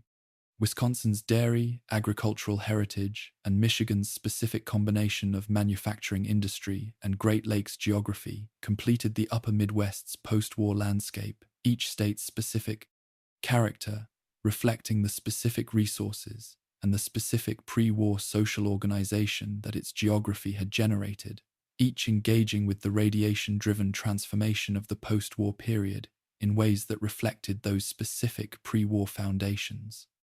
The dairy farming of Wisconsin's moranic landscape, the specific agricultural tradition organized around cattle and milk production, that the state's particular combination of grass-suitable terrain and pre-war cultural heritage had established would have persisted in the post-war period in the transformed form of Brahmin management. The specific knowledge and the specific social arrangements of dairy farming translated into the post-war context in ways that preserved the fundamental activity while accommodating the specific biological and environmental changes that the post-war world had introduced. Michigan's manufacturing heritage and its specific Great Lakes access would have organized its post-war recovery around the specific combination of water access and industrial legacy that distinguished it from the more purely agricultural states of the Midwest's interior. Its ruins containing the specific materials and the specific knowledge of manufacturing that its pre-war character had generated and that its post-war communities would have engaged with in the specific ways that they're available, organizational capacity and technical knowledge permitted. The Great Plains, states Kansas, Nebraska, Iowa, and the Dakotas represented the specific heart of the pre-war agricultural system, whose loss had been among the most consequential of all the bombing's practical consequences for the long-term survival of the human communities scattered across the continent. The grass that covered the plains, the specific native prairie species that had organized the ecosystem of the Great Plains for millennia before the pre-war agricultural conversion, had replaced most of them with annual crop. Species persisted in the post-war landscape with the specific resilience of organisms that had evolved across millions of years of adaptation to the specific conditions of the continental interior, their root systems intact beneath the surface, their seeds viable in the soil and available for the specific germination conditions that the post-war climate's variability would have provided. The return of the prairie to the agricultural lands of the Great Plains, not as a deliberate rewilding, but as the natural consequence of the agricultural system's collapse, removing the specific pressures that had maintained the cropland against the prairie's constant tendency to reassert itself, was among the more quietly significant ecological events of the post-war period. The grassland ecosystem that had preceded the agricultural conversion, re-establishing itself across the plains, with the patient comprehensiveness of an ecological system that had merely been interrupted rather than destroyed. Section 9. Appalachia, West Virginia, and the Mountain States. West Virginia occupies a position in the fallout world's documented history that is genuinely unique among the inland states. Unique not simply because it is documented at all, which distinguishes it from the many states whose post-war fates must be approached through inference rather than direct canonical record, but because of the specific character of the documentation that exists, which approaches the region through the earliest temporal window that the series has yet opened onto the post-war world. The events of Fallout 76 take place in 2102, only 25 years after the bombs fell, on October 23rd of 2077, and this specific temporal proximity to the catastrophe gives the West Virginia that the game documents a character that is meaningfully different from the character of the regions documented by the later games, not more immediately. Dangerous in every respect, though in certain ways it is, but more recently and more visibly destroyed, the ruins fresher and the pre-war world's presence in them more immediate. The distance between what had existed and what now existed, measured in decades rather than centuries, and therefore more legible as a specific transformation, rather than as the simple condition of a world that had always been this way. The Vault 76 population that emerged into this recently destroyed world carried with them the specific formation of 25 years of underground existence, rather than the 2-century formation that other vaults had produced in their populations, and the specific character of this formation, the combination of genuine practical preparation that a well-designed vault could provide with the specific psychological limitations of people who had spent 25 years in the particular social environment of a sealed underground space, shaped every aspect of how the Reclaimers, as the game's terminology designated them, engaged with the Appalachian wasteland they encountered. They were better prepared than the 200-year vault dwellers in certain respects, their psychological adjustment to the outside world, having a shorter temporal distance to bridge, and their cultural memory of the pre-war world being more recent and therefore more practically applicable. They were less adapted in other respects, the specific physical and social skills of survival in an open wasteland, requiring development through direct experience that no amount of vault preparation could substitute for. The gap between the controlled environment of the vault's training programs and the specific reality of the Appalachian wilderness being precisely the gap between preparation and the thing prepared for. West Virginia's specific pre-war character had been organized around the particular combination of natural resource extraction, chemical industrial activity, and the specific cultural heritage of Appalachian community life that had given the state its distinctive identity within the broader American regional landscape.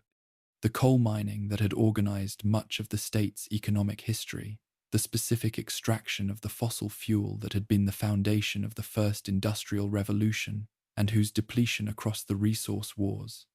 period had contributed to the specific energy desperation that the war had been fought over, had left in the West Virginia landscape the specific physical legacy of a century of intensive mining activity. The subsidence, the acid mine drainage, the specific contamination of the water systems that mining operations had produced, all of which persisted into the post-war period, and combined with the bombing's own contamination to create a post-war ecological situation of specific complexity in the regions most heavily affected by the mining heritage. The chemical industrial facilities of the Kanawha Valley, the specific concentration of chemical manufacturing that had made the valley one of the most significant industrial chemical production areas in the pre-war Eastern United States contributed their own specific contamination to the region's post-war ecology when the bombing's damage released whatever the facilities had been processing or storing into the environment without the containment systems that their pre-war operation had maintained. The specific compounds that these facilities had been producing, the fertilizers, the synthetic materials, the various other products of the chemical industrial tradition that the Kanawha Valley had developed across decades of operation, interacted with the radiation of the post-war environment in ways whose specific chemistry produced outcomes that the general framework of radiation-driven ecological transformation does not fully capture. The chemical contamination adding dimensions to the biological transformation of the region's ecology that pure radiation exposure alone would not have generated. The scorch beasts were the most immediately existential of the specifically Appalachian threats that the Vault 76 population encountered upon emerging from their facility,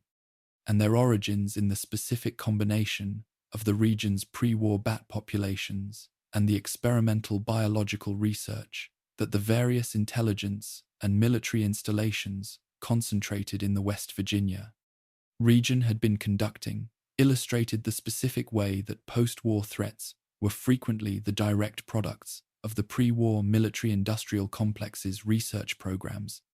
the weapons and the research tools, and the experimental organisms of the pre-war period continuing to function in the absence of the oversight that had nominally contained them, and producing consequences that the post-war world had inherited without the institutional capacity to manage them. The Sugar Grove facility's specific research into biological enhancement and weaponization, combined with the specific radiation environment of the post-war Appalachian landscape, had produced in the scorch beast something that was neither the pre-war bat nor anything the pre-war research program had specifically designed, but something that the specific interaction of research modification,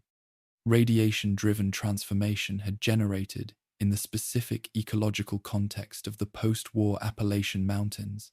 Their enormous wingspan and their sonic attack capabilities and their intelligence significantly exceeding what either the pre-war bat or the pre-war research program's documented objectives could individually account for. The scorched plague that the scorch beasts spread represented a specific category of post-war threat that distinguished it from the ordinary hazards of the wasteland, not the static ecological consequence of a completed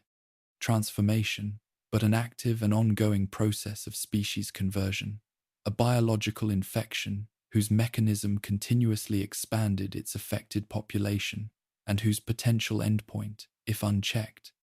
was the elimination of the uninfected organic life of the Appalachian region. The specific mechanism of the plague, the infection of animal and human hosts with a pathogen that progressively modified their neurology and behavior in directions that served the pathogen's propagation interests rather than the host's survival interests, was recognizable as the same fundamental biological dynamic that the spore carriers of Vault 22 had represented, but operating in an open ecological system rather than a sealed one, and therefore with a reach and a persistence that the closed environment precedent had not fully suggested. The scorched humans that the plague produced individuals whose cognitive function and behavioral independence had been progressively reduced by the infection, while their physical activity had been reorganized around the powers. Infection's propagation requirements were not simply infected people, but people in the process of becoming something else. The specific tragedy of their situation lying in the specific visibility of the humanity that remained while the infection continued its work. The Enclave's presence in West Virginia, operating from the White Spring Bunker's sophisticated pre-war infrastructure, pursuing objectives that bore the specific character of the pre-war government's most secretive and most morally compromised institutional elements, illustrated the specific form that governmental continuity took in the post-war world, when the institution that had survived was not the government's legitimate public face, but its hidden operational apparatus.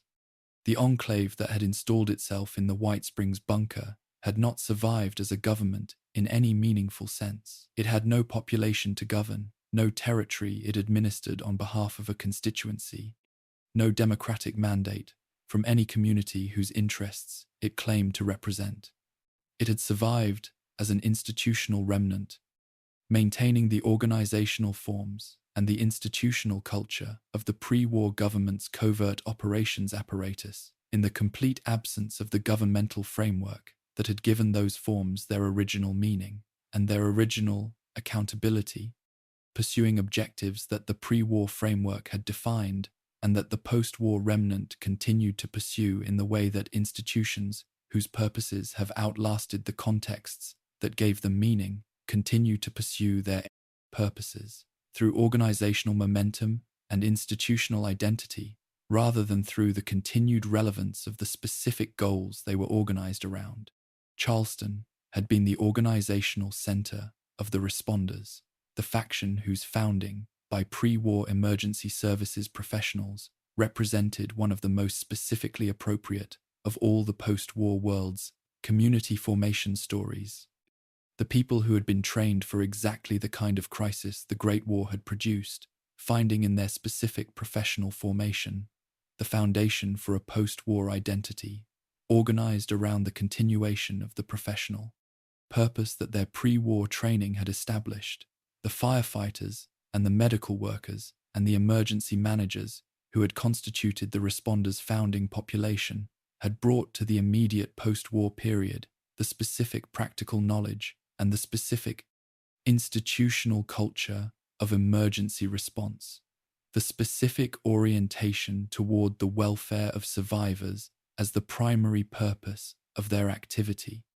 the specific technical knowledge of trauma care and hazard management, and the organization of resources for the benefit of affected populations, and had applied these specific assets to the specific conditions of the post-war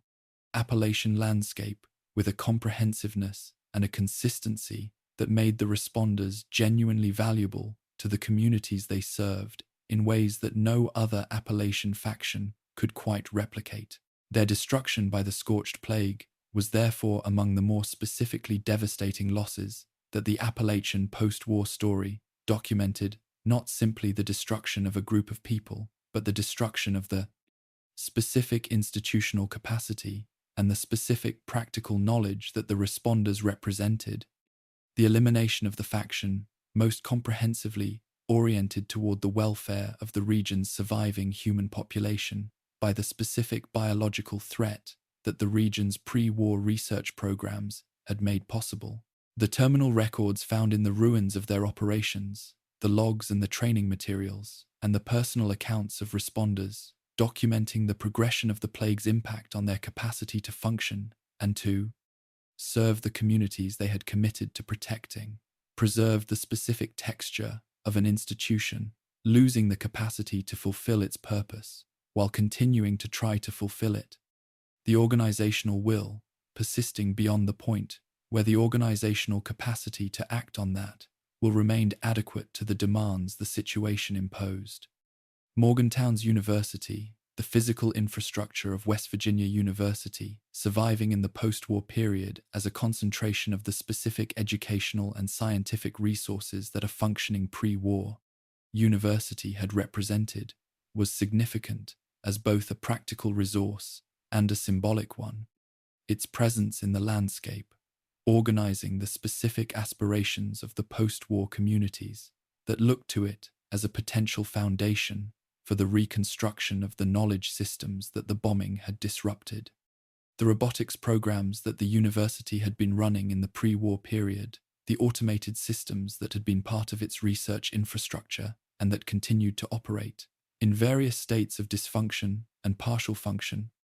in the absence of the human direction that had previously organized their activities, illustrated the specific way that pre-war automation created specific post-war hazards through the continuation of functions whose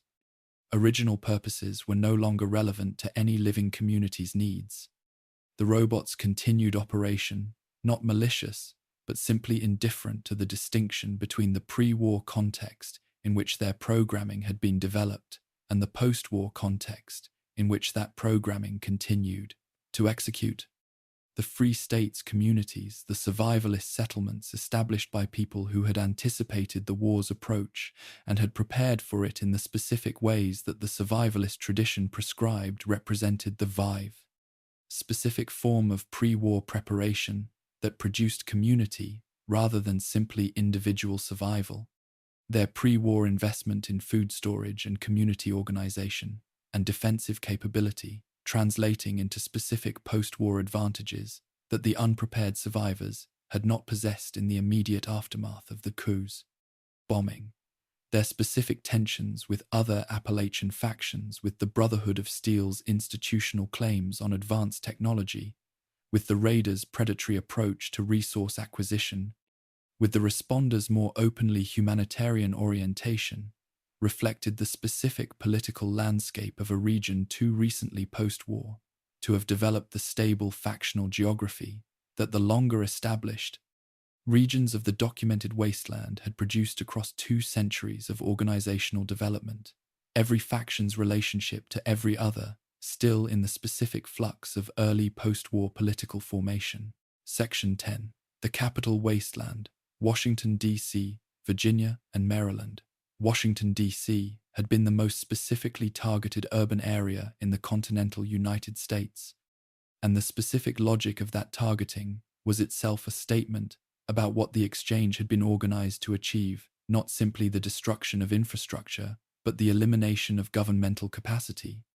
The specific attempt to remove from the opposing side the institutional apparatus through which it organized and directed its military and political activities, by destroying the physical locations and the physical concentrations of people through which that apparatus functioned. The specific distribution of strikes across the capital region reflected this logic. Multiple detonations, calculated not simply to destroy, but to ensure destruction. To eliminate the specific redundancy that any sophisticated modern government built into its critical systems, and to prevent the specific survival of any institutional remnant capable of functioning as the successor to the capacity that had been targeted. The result was the most comprehensively damaged major urban region on the eastern seaboard. A landscape of ruins whose specific character differed from the ruins of the other eastern cities, not only in the scale and intensity of the damage, but in the specific significance of the things that had been destroyed. The governmental buildings and the monuments and the institutional infrastructure of the world's most powerful pre-war nation, having occupied the specific built environment that the strikes had reduced to rubble. The mall, in its post-war form, was a landscape of ruined monuments that carried, in its specific physical character, the specific weight of what had been lost, not simply the weight of functional infrastructure destroyed, which was the dominant character of the ruins in every other major American city, but the weight of symbolic infrastructure destroyed, the specific monuments that had expressed the pre-war republic's understanding of its own values and its own history, now standing in various states of damage and neglect in a landscape that had been organized around them by a civilization that no longer existed in any form capable of maintaining the relationship to those symbols that their construction had expressed. The Washington Monument, its upper section damaged but its fundamental structure intact, continued to dominate the mall's skyline as it had dominated it in the pre-war period. Its presence in the post-war landscape, a specific physical persistence that the 2 centuries of neglect and exposure had not been sufficient to eliminate. The Lincoln Memorial, its interior colonized by the specific factional conflicts of the Capital Wasteland's political landscape, had become the site of the specific irony that the post-war world produced when it used the physical artifacts of the pre-war world's stated commitments as the venues for the enactment of those commitments opposite. The monument to the president who had ended American slavery, serving as the refuge for escaped slaves in a world where slavery had returned as a feature of the political landscape in the specific form that the absence of the legal framework that had prohibited it permitted. The Jefferson Memorial's transformation into the central site of Project Purity, the effort to construct a water purification system capable of providing clean water to the entire population of the Capital Wasteland, was perhaps the most specifically resonant of the post-war mall's repurposings. The memorial to the author of the Declaration of Independence's proposition that all men were created equal, becoming the physical center of the project to provide the most fundamental of all human necessities to the population of Adobu, the region whose circumstances had made that necessity the most pressing of all. James Madison's Project Purity, initiated in the decades before the events of Fallout 3, continued through the leadership succession that the project's specific history had produced. Finally completed in the events that the game documented was the Capital Wasteland's most ambitious humanitarian infrastructure project, and the one whose specific relationship to the pre-war ideals that the mall's monuments expressed was most immediately legible. The Jefferson Memorial housing the purifier was not simply a convenient location. It was a statement about the relationship between the pre-war world's stated commitments and the post-war world's attempt to honor those commitments in the specific conditions that the pre-war world's failure had produced. Rivet City occupied a position in the Capital Wasteland's post-war landscape that was both practically and symbolically significant. Practically, because the pre-war aircraft carrier's massive hull provided the physical infrastructure for a community of genuine size and complexity that the surrounding wasteland could not have supported at equivalent scale without comparable physical resources, and symbolically, because the specific artifact around which the community had organized itself was a weapon of war whose conversion to the purpose of human habitation expressed, in its specific physical form, the post-war world's characteristic practice of finding in the wreckage of the pre-war military-industrial complex the materials for the construction of whatever came after. The Rivet City that the lone wanderer encountered was a community that had developed across the years of its existence.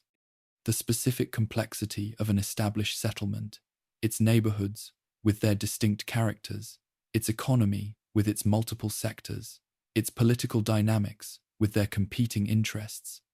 its scientific community with the specific institutional culture that the remnants of the pre-war scientific tradition could maintain in the specific conditions of life within a converted aircraft carrier in the contaminated waters of the Anacostia River.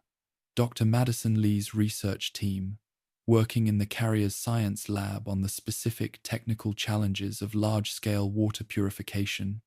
represented the specific form that the continuation of the pre-war scientific tradition took in the Capital Wasteland people,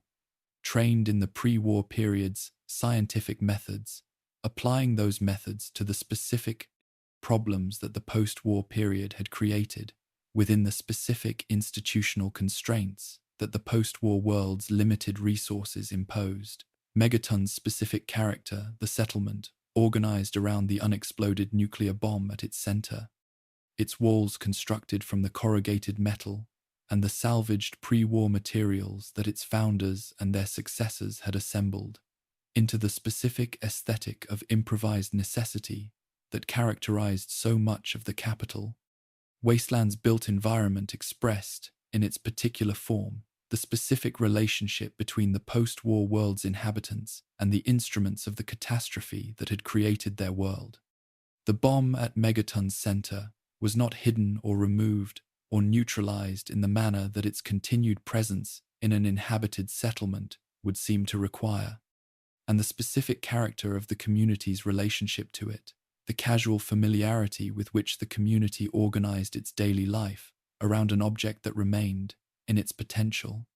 the most dangerous thing within miles, said something about the specific psychological adaptation that the post-war world required of its inhabitants, which was the adaptation of continuing to live in the specific presence of the instruments and the legacies of the destruction that had created the conditions of life, without being paralyzed by the specific horror of their continued presence.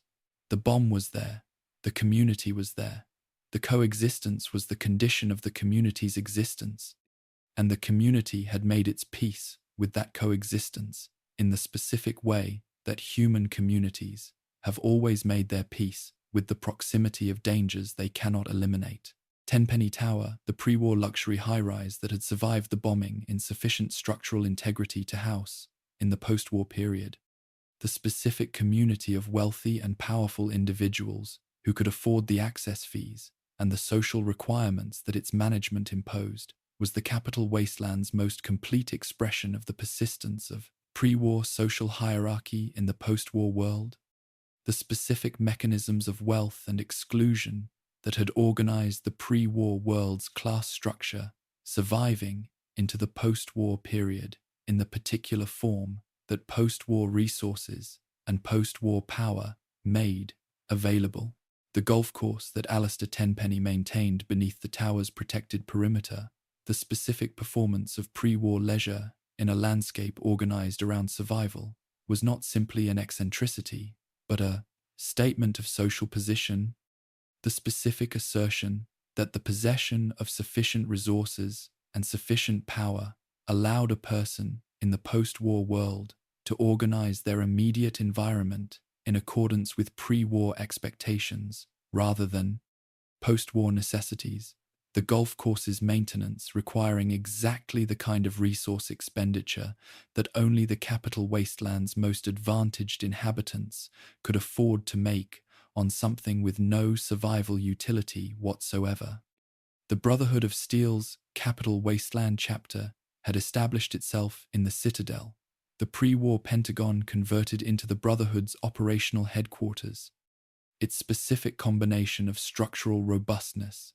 and strategic location, making it the ideal physical foundation for the Brotherhood's eastern presence. Elder Lyons's leadership of the chapter had produced the specific institutional evolution that had made the Capital Wasteland Brotherhood genuinely valuable to the region's civilian population in ways that the California chapter's institutional priorities had never permitted. The orientation toward the protection of the wasteland's human communities as a primary objective rather than a secondary consequence of the acquisition and hoarding of advanced technology, representing a genuine departure from the Brotherhood's foundational institutional culture,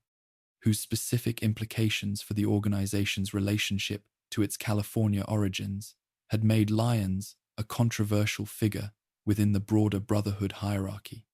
The specific things that Elder Lyons's Brotherhood did, the protection of the Washington, D.C. area's civilian settlements from the super-mutant presence that dominated the ruins of the city's interior, the engagement with the Enclave's operations that the Lone Wanderer's activities had made necessary, the eventual completion of Project Purity that the combined efforts of the Brotherhood and the Lone Wanderer had achieved, were the specific expressions of a humanitarian institutional philosophy in a landscape that desperately needed humanitarian institutional capacity, and that the California chapter's standard operating procedure would not have provided. That the chapter's departure from standard operating procedure had come at the cost of the military and technological capacity that the standard procedure would have generated, that the Brotherhood's engagement with the protection of civilian communities had consumed resources that the acquisition and hoarding of technology would have preserved for the Brotherhood's own institutional purposes, was the specific cost of the humanitarian orientation, and the tension between the humanitarian cost and the humanitarian benefit organized the specific moral character of the Capital Wasteland Brotherhood's history. The Enclave's presence in the Capital Wasteland represented the most complete expression of the specific institutional horror of governmental continuity without governmental legitimacy, the survival of the apparatus of governmental authority in the complete absence of the democratic foundation that had given that authority its original justification. The Enclave that operated from Raven Rock and then from Adams Air Force Base in the Capital Wasteland had inherited the organizational forms, the technological resources, and the institutional culture of the pre-war government's most secretive elements, the people who had managed to preserve themselves through the catastrophe, and who had emerged from their preservation with the specific conviction that their survival was itself evidence of their fitness to govern, that the people who had not preserved themselves, the billions of wastelanders who had survived the bombing without access to the specific protections that the Enclave's members had been provided, were not the constituency,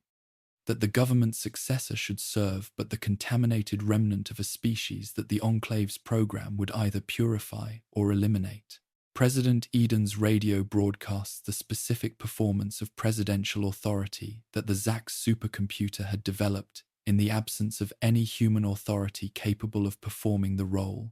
The AI's simulation of a presidential figure organizing the Enclave's public presence in the Capital Wasteland with a fidelity to the forms of democratic governance that underscored rather than disguised the complete absence of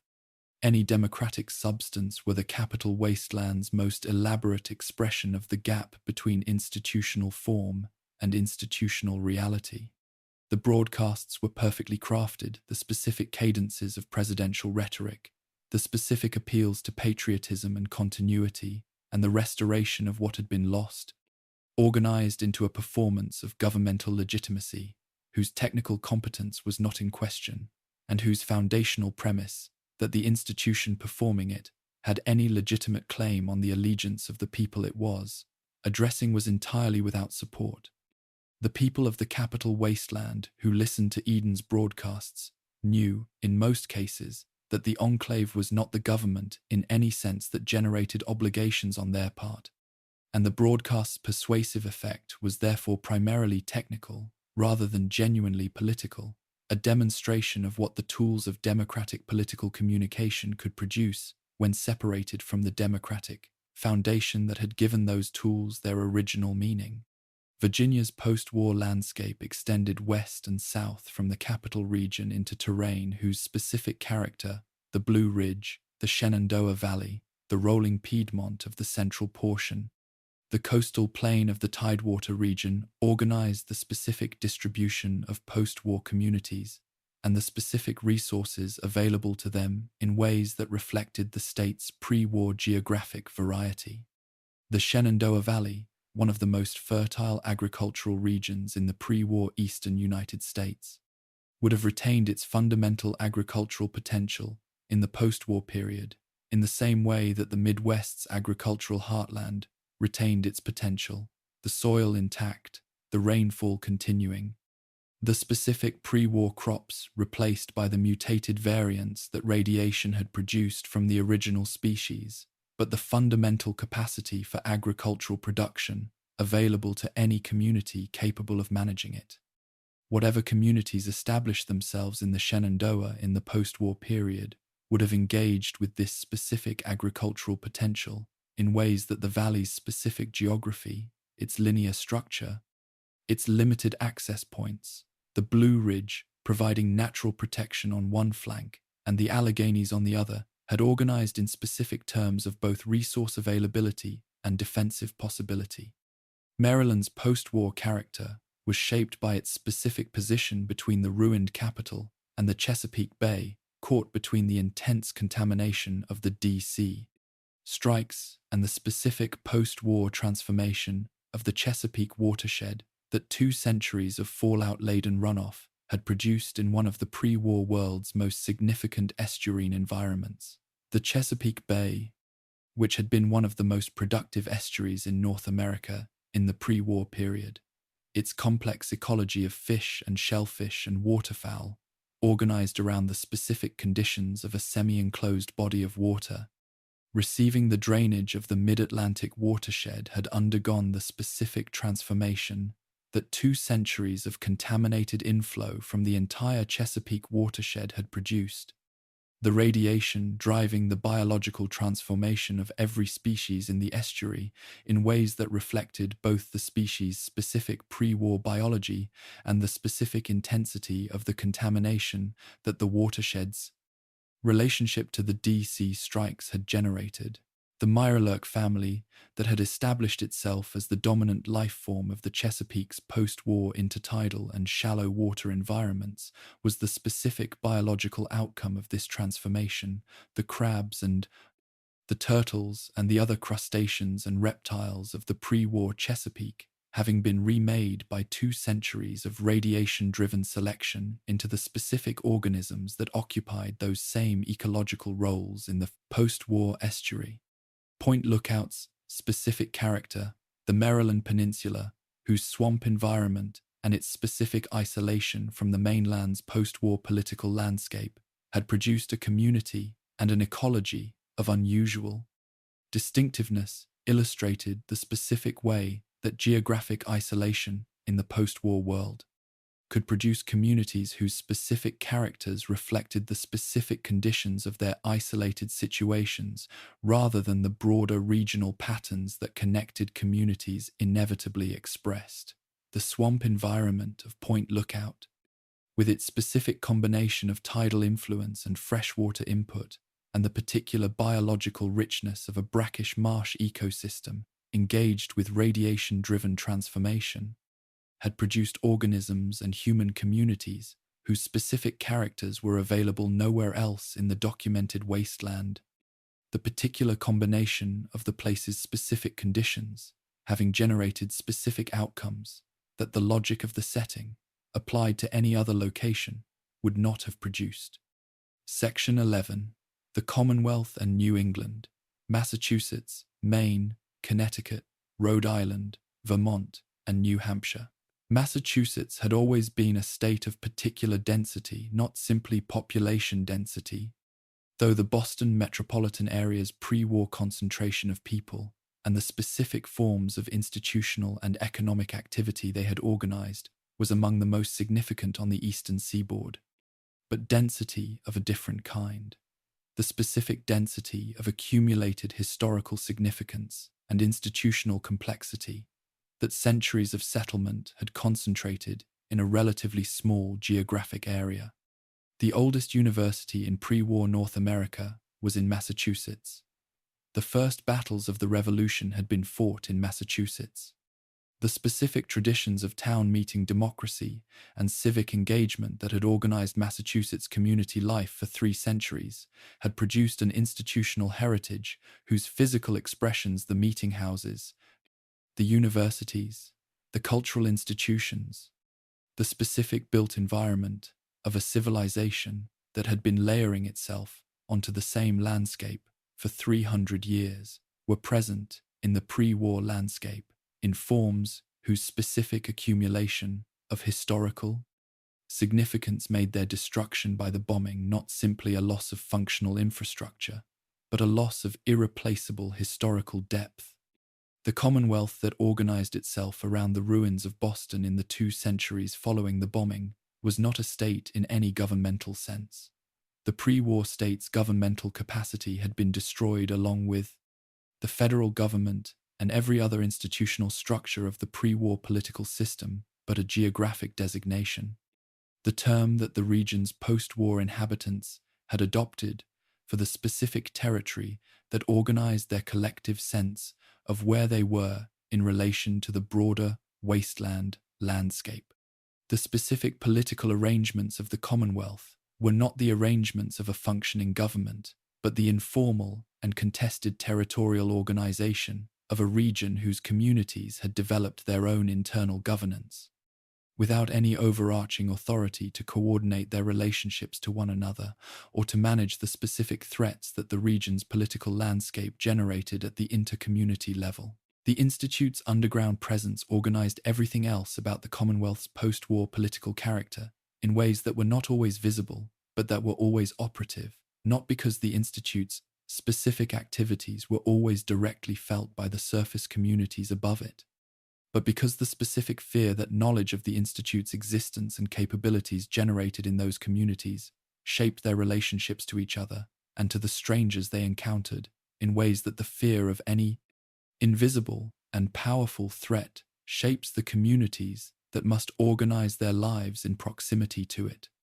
The replacement of surface inhabitants with synth duplicates the specific mechanism through which the Institute's research into synthetic human creation expressed itself in the surface world in its most disturbing form, had generated in the Commonwealth a specific form of social paranoia whose texture differed from the ordinary wasteland suspicion of strangers not in degree but in kind, not the ordinary caution of people who had learned from experience that strangers might be dangerous,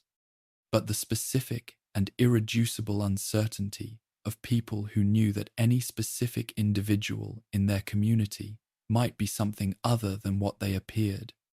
and that there was no reliable mechanism for distinguishing the authentic from the synthetic without the specific biochemical analysis that most Commonwealth communities lacked the equipment to perform. The Institute's own history, its origin in the Commonwealth Institute of Technology, the specific trajectory of its development from a pre-war educational institution through the immediate post-war period's reorganization into an underground research facility, the specific decisions made by the specific people who had led it through the decades of its development that had produced the organization that the sole survivor encountered, was a history of institutional drift of a particularly thoroughgoing kind. The gradual replacement of the educational institution's foundational commitment to the production and distribution of knowledge with the underground research facilities' increasingly self-referential commitment to the continuation of its own research programs as an end sufficient to justify itself. The specific mechanism of this drift was not corruption in the conventional sense of individuals pursuing personal gain at institutional expense, but something more diffuse and, in certain respects, more difficult to address. The progressive narrowing of the institution's understanding of its own purpose, the gradual elimination from the framework of legitimate consideration of any interest or any perspective that did not originate within the institution's own membership, the institutional equivalent of the kind of cognitive narrowing that extended isolation produces in individuals applied to an organization across decades of operation, in complete separation from the communities its work affected. Diamond City's specific physical form, the settlement established within the walls of Fenway Park,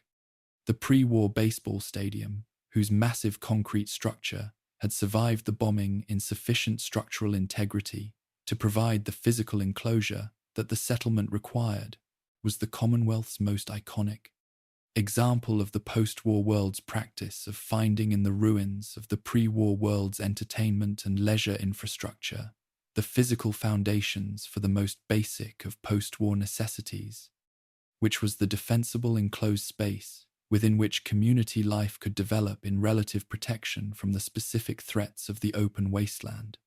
The specific character of what Diamond City had developed within those walls, its neighborhoods, its market, its social hierarchy, organized around the control of access to the stadium's protected interior, its political life with the specific tensions that the public, occurrences, newspapers, journalism, both reflected and shaped, was the character of a community that had existed long enough and had achieved sufficient size, stability to develop the specific complexity that genuine community life generates when the immediate demands of survival have been adequately addressed, and the space for something more than survival has been created. The specific social tension that Mayor McDonough's synthetic identity revealed in the events of Fallout 4 had produced retroactively in Diamond City's history was a tension that organized itself around the fringe, specific horror of the Institute's capacity to place its synthetic duplicates in positions of authority within the very communities that feared the Institute most. McDonough's election as mayor, his implementation of the anti-ghoul policies that had expelled Diamond City's ghoul residents from the settlement that their generations of participation had helped to build, his management of Diamond City's political life across the years of his tenure, all of this had been the specific governance of a synthetic individual whose relationship to the institution responsible for his creation created an accountability structure entirely invisible to the community he governed. The specific form of institutional capture that the Institute's synthetic program made possible when it was applied not to a random community member, but to the individual holding the most significant position of authority within the community. Goodneighbor's existence as the counter-settlement to Diamond City's exclusionary policies organized by Hancock around the specific principle that the transformations the wasteland worked on human beings were not grounds for exclusion from the protections of community, represented the Commonwealth's most complete expression of the inclusive alternative to the dominant settlement's gatekeeping model. The specific community that Goodneighbor had assembled its ghouls and its human residents, and its chem dealers, and its mercenaries, and its artists, and its researchers, and the various other individuals whose specific characteristics had made them unwelcome within Diamond City's social arrangements, was not a community organized around any positive shared identity in the way that the followers of the apocalypse's shared humanitarian commitment or the Brotherhood's shared institutional loyalty organized their communities. It was a community organized around the shared experience of exclusion and the shared commitment to not reproducing the exclusion that had produced it, which was its own form of positive identity, even if the specific individuals within it would not necessarily have described it in those terms. The railroad's operations in the Commonwealth, the network of safe houses, and operatives and supporters, organized around the specific objective of assisting escaped synths in transitioning to surface life with new memories, new identities, was the most philosophically interesting of the Commonwealth's factional presences, because it engaged, more directly and more seriously than any other faction in the documented wasteland, with the specific question that the Institute's synthetic humans forced upon everyone who encountered them, which was the question of what personhood required, and whether the specific beings the Institute had created possessed it. The Railroad's answer that they did, that the cognitive and emotional characteristics of Generation 3 synths were sufficient to generate the protections that personhood generated, that the fact of their artificial origin was irrelevant to the moral consideration they deserved, was not a naive answer, but a carefully considered one, arrived at through the specific experience of people who had worked closely with escaped synths, and who had encountered in that work the specific evidence of what those beings were actually like, which was evidence of the kind of inner life whose presence the concept of personhood was designed to protect. Far Harbor occupied a geographic position of genuine remoteness, the island off the coast of Maine whose specific isolation had produced the specific combination of a small human settlement, a children of atom community organized around the island's radiation crater, and an institute-founded synth refuge in an abandoned coastal research facility that organized every aspect of its post-war situation in terms of the specific demands and the specific freedoms of island existence. The fog that characterized the island's atmosphere, produced by the automated systems of the VIM, POP, factory, whose continued operation, in the absence of human direction, had generated a specific atmospheric condition that the island's human and non-human inhabitants had all adapted to in their different ways, was both the most immediately distinctive feature of the island's environment and the organizing fact of daily life for the communities within it. Its visual obstruction affecting navigation, defensive planning, agricultural activity, and the specific social relationships between communities whose ability to observe and anticipate each other's movements, the fog systematically complicated. The children of Atom's presence on the island, their settlement in the submarine base at Nucleus, their theological relationship to the crater of Atom's specific radiation environment, their belief system organized around the specific physical reality of ionizing radiation as both a destroyer and a transformer, represented the most complete expression of the children of Atom's theology, available in the documented canon. The specific combination of their presence and the island's specific radiation environment, providing the conditions within which the practical and theological dimensions of that worldview could be most fully engaged. The children's specific understanding of radiation as the physical manifestation of the divine will expressed through the Great War's transformation of the world, as the medium through which the faithful who had been marked by its touch were being prepared for a further transformation was not simply a theological framework imposed on an indifferent physical reality, but a framework that engaged directly with the specific physical conditions of the island, finding in the crater's genuine radiation intensity and in the genuine biological effects of prolonged radiation exposure, the specific phenomena around which a coherent, if specifically unusual, religious worldview could be organized. Connecticut, Rhode Island, Vermont, and New Hampshire present the specific post-war scenario of the smaller New England states whose proximity to Boston's strikes and whose specific geographic characters organized their post-war situations in ways that reflected both the general principles of the post-war world and the particular conditions of each state's relationship to its specific terrain and its specific pre-war heritage. The dense colonial and revolutionary history of the New England landscape, the specific accumulation of 300 years of European settlement expressed in the particular built environment of village greens and stone walls, and the specific architectural tradition of New England vernacular construction would have provided in the ruins of each state the specific material character of a landscape whose age gave it a depth that the more recently settled regions of the western United States could not replicate. The stone walls of New England, built across 2 centuries of the pre-war period by the farmers who had cleared the region's fields and used the glacially deposited boulders as the raw material for property boundaries,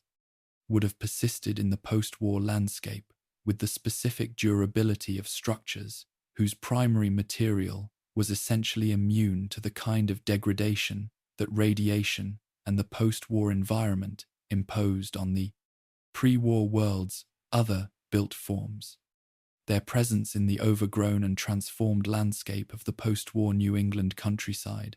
a specific physical testimony to the specific agricultural history of the region, in a form that the post-war world could not mistake for anything other than what it was. Section 12. The Mid-Atlantic and the South. New York, New Jersey, Pennsylvania, the Carolinas, Tennessee, Kentucky, and the eastern states. New York City had been, in the pre-war world, the most concentrated expression of American urban civilization available, the specific accumulation of financial capital and cultural production and architectural ambition and human density that the 3 centuries of the complication Republic's development had organized in the specific geography of Manhattan and its surrounding boroughs, layered and compressed into a built environment whose intensity had no equivalent anywhere else on the continent. It had also been, for precisely these reasons, one of the most comprehensively targeted urban areas in the Great War's exchange, the specific logic of strategic nuclear targeting having identified in the concentration of financial and governmental and cultural infrastructure, that New York represented a set of objectives whose elimination would contribute to the comprehensive disruption of the enemy's capacity to organize and sustain its civilization at the level of complexity that the pre-war world had achieved. The strikes on New York were not the strikes on a peripheral target, but on the center of a specific form of civilizational organization, and the specific ruins they produced were ruins of a corresponding centrality, the rubble and the collapsed steel, and the fire-blackened facades of what had been the most visible and the most materially expressive concentration of pre-war American culture and economy existing in the post-war landscape as the most dramatic single instance of the gap between what the pre-war world had been and what the post-war world had inherited. Manhattan's specific post-war geography, the island's boundaries unchanged, the rivers still defining the same limits that had organized the pre-war city's spatial extent,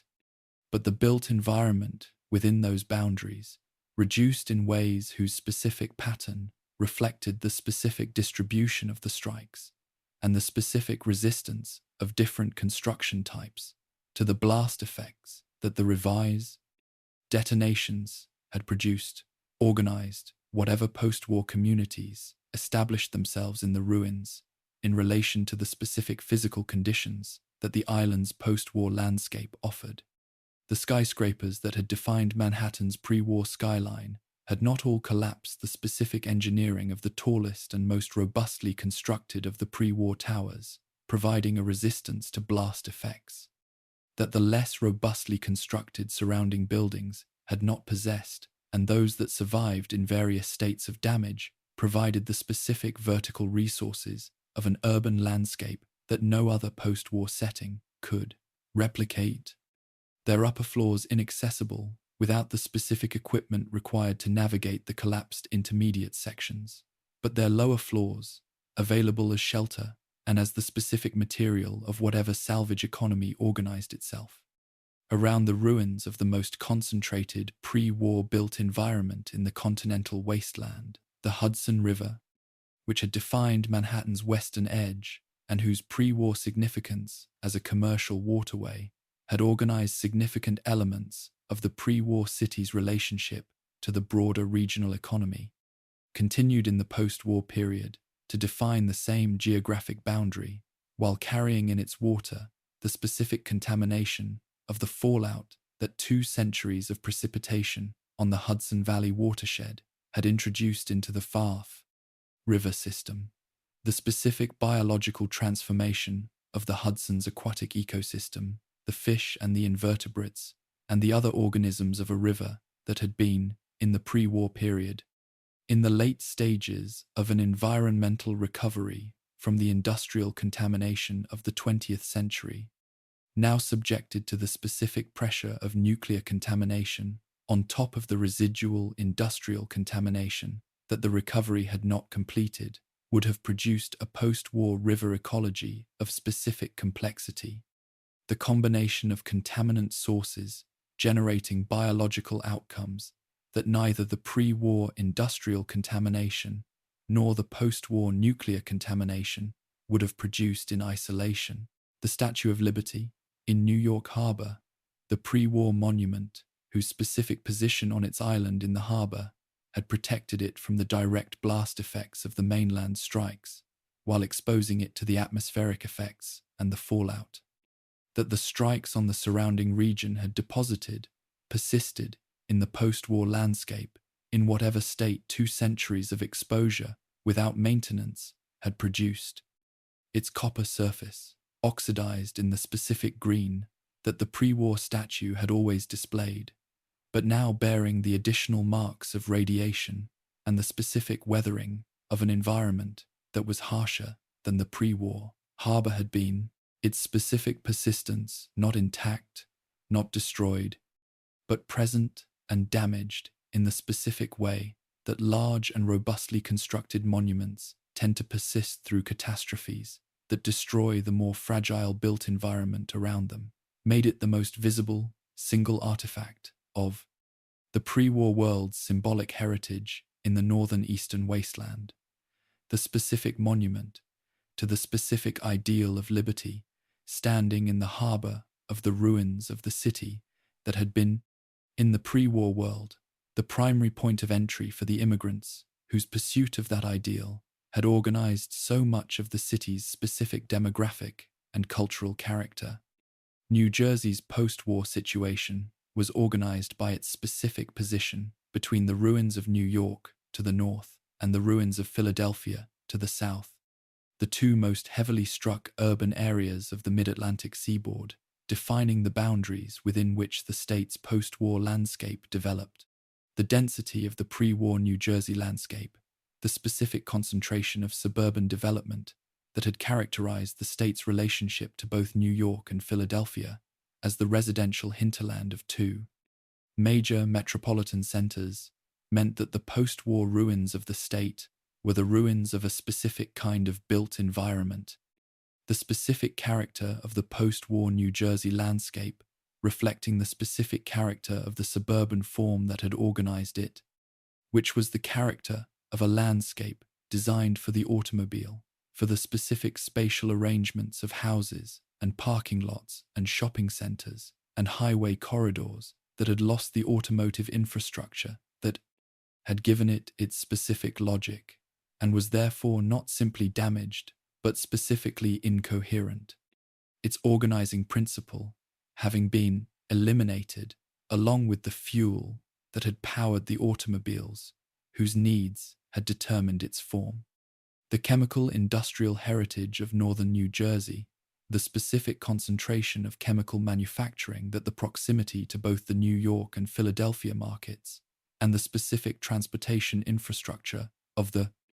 Jersey corridor had organized in the region, added the specific dimension of chemical contamination to the general radiation contamination of the post-war New Jersey landscape in ways that the specific compounds involved determined. The variety of chemical compounds that the northern New Jersey corridor's industrial facilities had been processing and storing at the time of the bombing, the specific range of pharmaceutical and agricultural and industrial chemical production that the region's pre-war industrial identity had encompassed, meant that the specific contamination profile of the post-war northern New Jersey landscape was among the most chemically complex, the eastern wasteland. The specific interactions between the multiple contamination sources producing ecological outcomes whose character reflected the full range of chemical pressures the bombing had introduced, rather than the simpler profile of regions with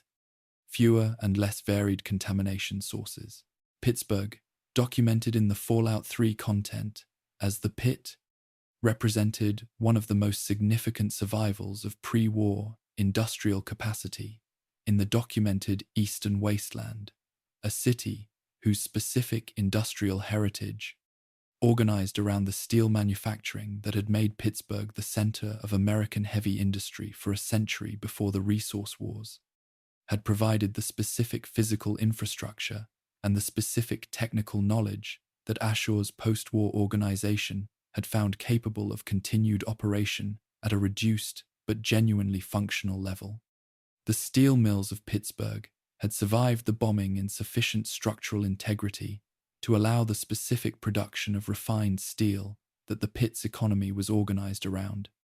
and the specific social arrangements that this production capacity had generated. The slave economy whose coerced labor force managed the mills' operation under the supervision of Ashore's organized hierarchy were the specific form that the post-war world's political philosophy took when the organizing resource was heavy industrial production, rather than agricultural land or water or pre-war technology. Ashore himself, the Brotherhood of Steel, soldier whose specific history in Pittsburgh had transformed him from a member of the organization committed to the control of advanced technology into the founder of a post-war city-state organized around the pragmatic exploitation of the most significant pre-war industrial capacity available in the region, represented the specific form that individual capability and individual will took in the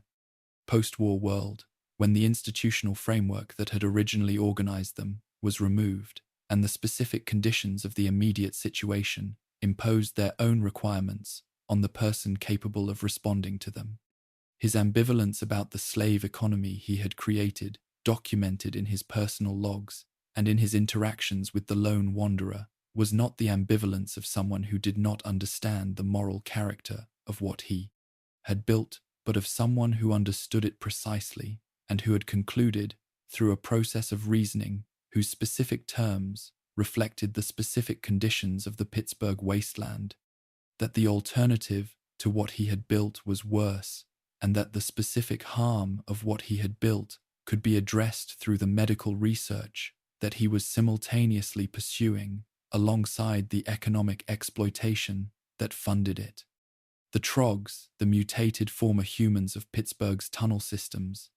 their specific transformation driven by the particular combination of radiation and the chemical contamination of Pittsburgh's industrial heritage, operating on human biology in the specific environmental conditions of the tunnels beneath the city, represented the specific biological outcome that the Pittsburgh wasteland's unique combination of contamination sources had produced in the human beings who had been most directly exposed to that combination. They were not ghouls in the standard sense. Their transformation was not driven by radiation alone, but by the specific interaction of radiation with the chemical environment of the Pittsburgh industrial landscape, producing biological changes whose specific character reflected this combined pressure rather than the simpler profile of radiation-only ghoulification.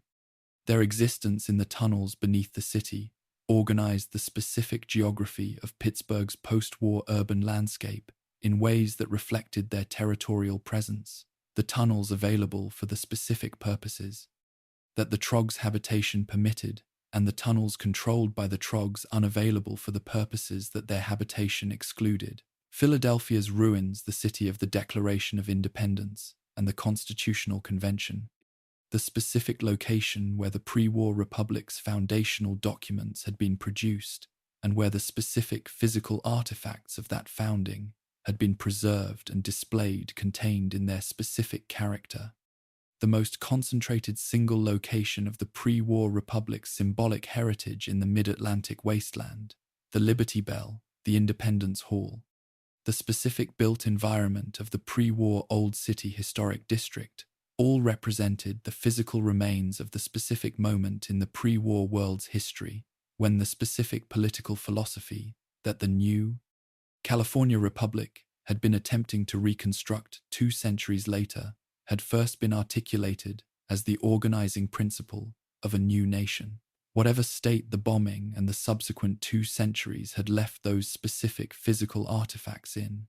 their presence in the ruins of Philadelphia gave the city's wasteland a specific symbolic weight that the ruins of no other mid-Atlantic city could replicate. The Carolinas' post-war situations were shaped by the specific combination of their significant military presence, the concentration of military installations in North Carolina's Sandhills region, and the various coastal facilities of both states, and their varied ecological character, from the coastal plains and the barrier islands, and the sounds of the eastern portions, through the Piedmont's rolling hills, and into the Blue Ridge's western reaches. Fort Bragg, whose pre-war significance as one of the largest military installations in the continental United States had made it a significant strike target, would have drawn detonations to the central North Carolina region that the surrounding civilian landscape absorbed in ways determined by the specific geography of the Sandhills terrain and the prevailing wind patterns of the Cape Fear River Valley. The specific contamination of the Cape Fear watershed the river's drainage of a region that included both the military installation strikes and the various industrial facilities of the coastal plain would have organized the post-war ecological transformation of the North Carolina coastal plain in ways that reflected this specific contamination profile. The barrier islands and the sounds of the Carolina coast, the Outer Banks of North Carolina, the specific estuarine environments of Pamlico Sound and Albemarle Sound, and the various smaller embayments along the South Carolina coast would have undergone the specific post-war ecological transformation of estuarine environments with the particular richness that the pre-war Carolina coastal ecology's biological diversity had provided as the substrate for that transformation. The specific marine life of the sounds, the fish and the shellfish and the waterfowl and the various other organisms that the pre-war Carolina coastal ecology had supported in abundance would have engaged with the radiation-driven transformation in ways that produced the specific post-war variants of each species. The coastal ecology, remade by 2 centuries of contaminated inflow from the surrounding watersheds, into something whose specific character reflected both the pre-war biological heritage of the place and the specific pressure of the post-war contamination environment. Tennessee's post-war character was shaped by the specific legacy of the Tennessee Valley Authority, the pre-war federal agency whose network of dams and hydroelectric facilities had organized the Tennessee River system's energy and water management for decades before the war, and whose physical infrastructure, distributed across the river system, represented one of the most significant concentrations of pre-war civil engineering in the southeastern United States. The dams of the TVA system, Norris Dam, Douglas Dam, Fontana Dam, and the various others whose specific locations on the tributaries of the Tennessee organized the watershed's management were, in the post-war period, both significant resources and significant hazards, depending on their specific structural condition. After 2 centuries, without maintenance, the specific engineering of pre-war dam construction, having been designed for service lives measured in decades rather than centuries, and the specific consequences of structural failure in the context of a post-war world without the emergency management capacity to respond to dam failures, representing one of the more specifically dangerous aspects of the pre-war infrastructure's continued presence in the landscape. Kentucky's specific post-war character combined the Blue Ridge's mountain terrain in the east with the limestone karst topography of the central bluegrass region, the specific combination of cave systems and springs and sinkholes that the dissolution of limestone bedrock by slightly acidic groundwater had produced across millions of years, and the Ohio River's boundary with the states to the north. The cave systems of the Kentucky karst, the Mammoth Cave system in particular, whose pre-war significance as the most extensive known cave system in the world had made it one of Kentucky's most distinctive geographic features, would have provided in the post-war period the specific combination of shelter and resource that underground spaces always provided in the wasteland's surface hostile environment, their natural protection from radiation, and their stable temperature and humidity, offering conditions whose specific value to post-war communities would have been recognized by any community with the knowledge of their existence and the organizational capacity to access them. Fort Knox's specific post-war significance, the pre-war federal gold depository whose function had been the storage of the physical gold reserves that had underpinned the monetary system of earlier decades of the pre-war republic,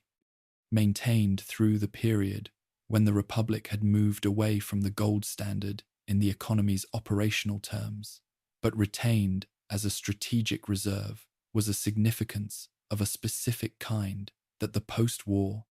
world's relationship to pre-war monetary systems made complex rather than straightforward.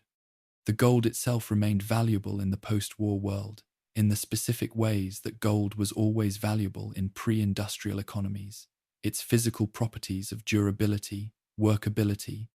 and chemical inertness, making it useful for specific applications that the post-war world's practical requirements generated, but its specific, symbolic value as the backing of a monetary system had evaporated along with the monetary system it had backed,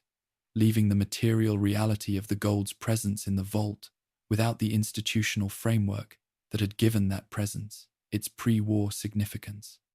What the full accounting of the Eastern states' post-war fates reveals, when held against the Western states' more thoroughly documented recoveries, is the specific relationship between the severity and the concentration of destruction, and the pace and the character of post-war recovery. Not a simple inverse relationship where the most destroyed regions recovered most slowly,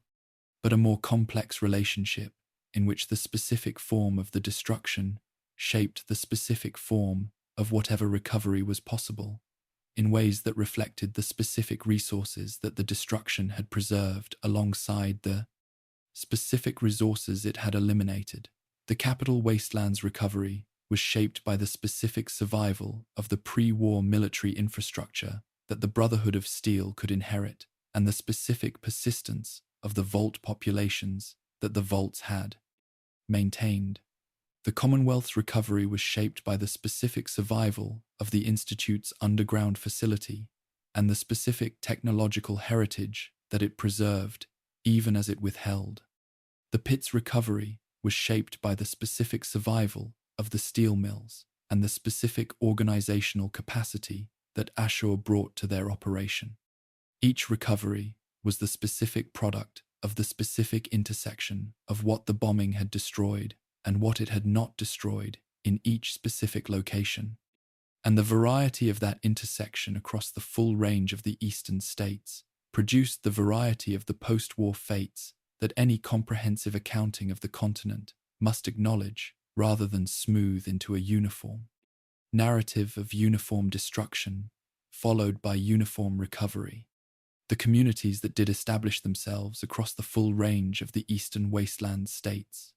from the settlements of the capital region, to the mills of Pittsburgh, to the island's fishing communities, to the scattered agricultural communities of the inland southern states, had each done so in the specific conditions of their specific locations, building from the specific materials and the specific social formations that the bombing had left behind in each place, organized around the specific resources and the specific threats that the specific geography of each location generated. They were not uniform in their success or their failure, in their moral clarity or their moral complexity, in the specific forms of humanity they expressed or the specific forms of inhumanity they produced. They were the specific human communities that specific human beings had built in specific places under specific conditions, and the full range of what they represented, from the responders' humanitarian dedication to the Legion's totalizing violence, from Diamond City's democratic complexity to the Institute's technocratic isolation, was the full range of what human communities always represent when the full range of human capacities and human circumstances is given. Sufficient time and sufficient pressure to express itself. The continent that the Great War had broken was not broken into uniformity. It was broken into specificity, into the specific outcomes of the specific interactions between the specific nature of the destruction and the specific character of each place that had been destroyed, and the specific human responses that the specific survivors of each place had brought to the specific conditions they found themselves in. That specificity was the continent's most honest post-war truth, and the accounting of it, the patient, place-by-place, condition-by-condition accounting of what happened to each piece, of what had once been united under a single name, was the most honest form that the reckoning with what the Great War had done could take. Outro. The continent has been accounted for now, state by state, and ruin by ruin, settlement by settlement, community by community. From the Pacific shore, where the new California Republic's most ambitious farms are still being planted in soil that the rain has not entirely stopped contaminating, to the Atlantic edge, where the ruins of the cities that once housed the most concentrated expressions of the pre-war Republic's civilization are still yielding, to the survivors who know how to read them, the specific evidence of what they were and what was lost when the bombs fell and made them what they are. The accounting is not complete in the sense of comprehensive. There are states whose post-war situations the available record has not illuminated directly, whose specific fates remain in the inferential space between what the logic of the setting establishes as general principles and what the specific character of each place allows us to reason toward in the absence of direct documentation. The honest accountant acknowledges this incompleteness, rather than papering over it with false confidence, and the honest wanderer, who has traveled the length and the breadth of the broken continent, knows that the places not yet found are not therefore places that nothing happened to, only places whose specific stories have not yet been told to anyone who wrote them down. What the journey does reveal, in its full sweep from Alaska's frozen silence to Florida's transformed subtropical richness, from Nevada's managed strip to West Virginia's scarred Appalachian mountains, is the specific truth that the post-war world's diversity was always the expression of the continent's pre-war diversity engaged with the same catastrophe, the same bombs, the same radiation, the same collapse of the institutional framework that had organized the pre-war world's specific complexity, producing different outcomes in different places because the different places had been different places before the bombs fell. And the bombs could not make everything the same, any more than the civilization that produced the bombs had managed to make everything the same in the 3 centuries of its existence. Rest now, wanderer. The map is as complete as this night can make it. The continent turns slowly in the dark. Its broken cities and its growing settlements and its contaminated rivers and its transformed ecologies all present simultaneously in the specific geography that the bombs could not rearrange. The state's still there, even if the state lines mean nothing and the names persist, even where the places they named have been so thoroughly remade that the name is the only continuity remaining between what was and what is. Let the distances settle. Let the specific weight of each place's specific story find the quiet that the long journey earns. Somewhere on that continent, in the specific dark of this specific night, a fire is tended in a settlement that did not exist 2 centuries ago, and that exists now because specific people in a specific place found within themselves the specific insistence on continuation that the wasteland requires of everything. It permits to remain. The fire is tended, the watch is kept.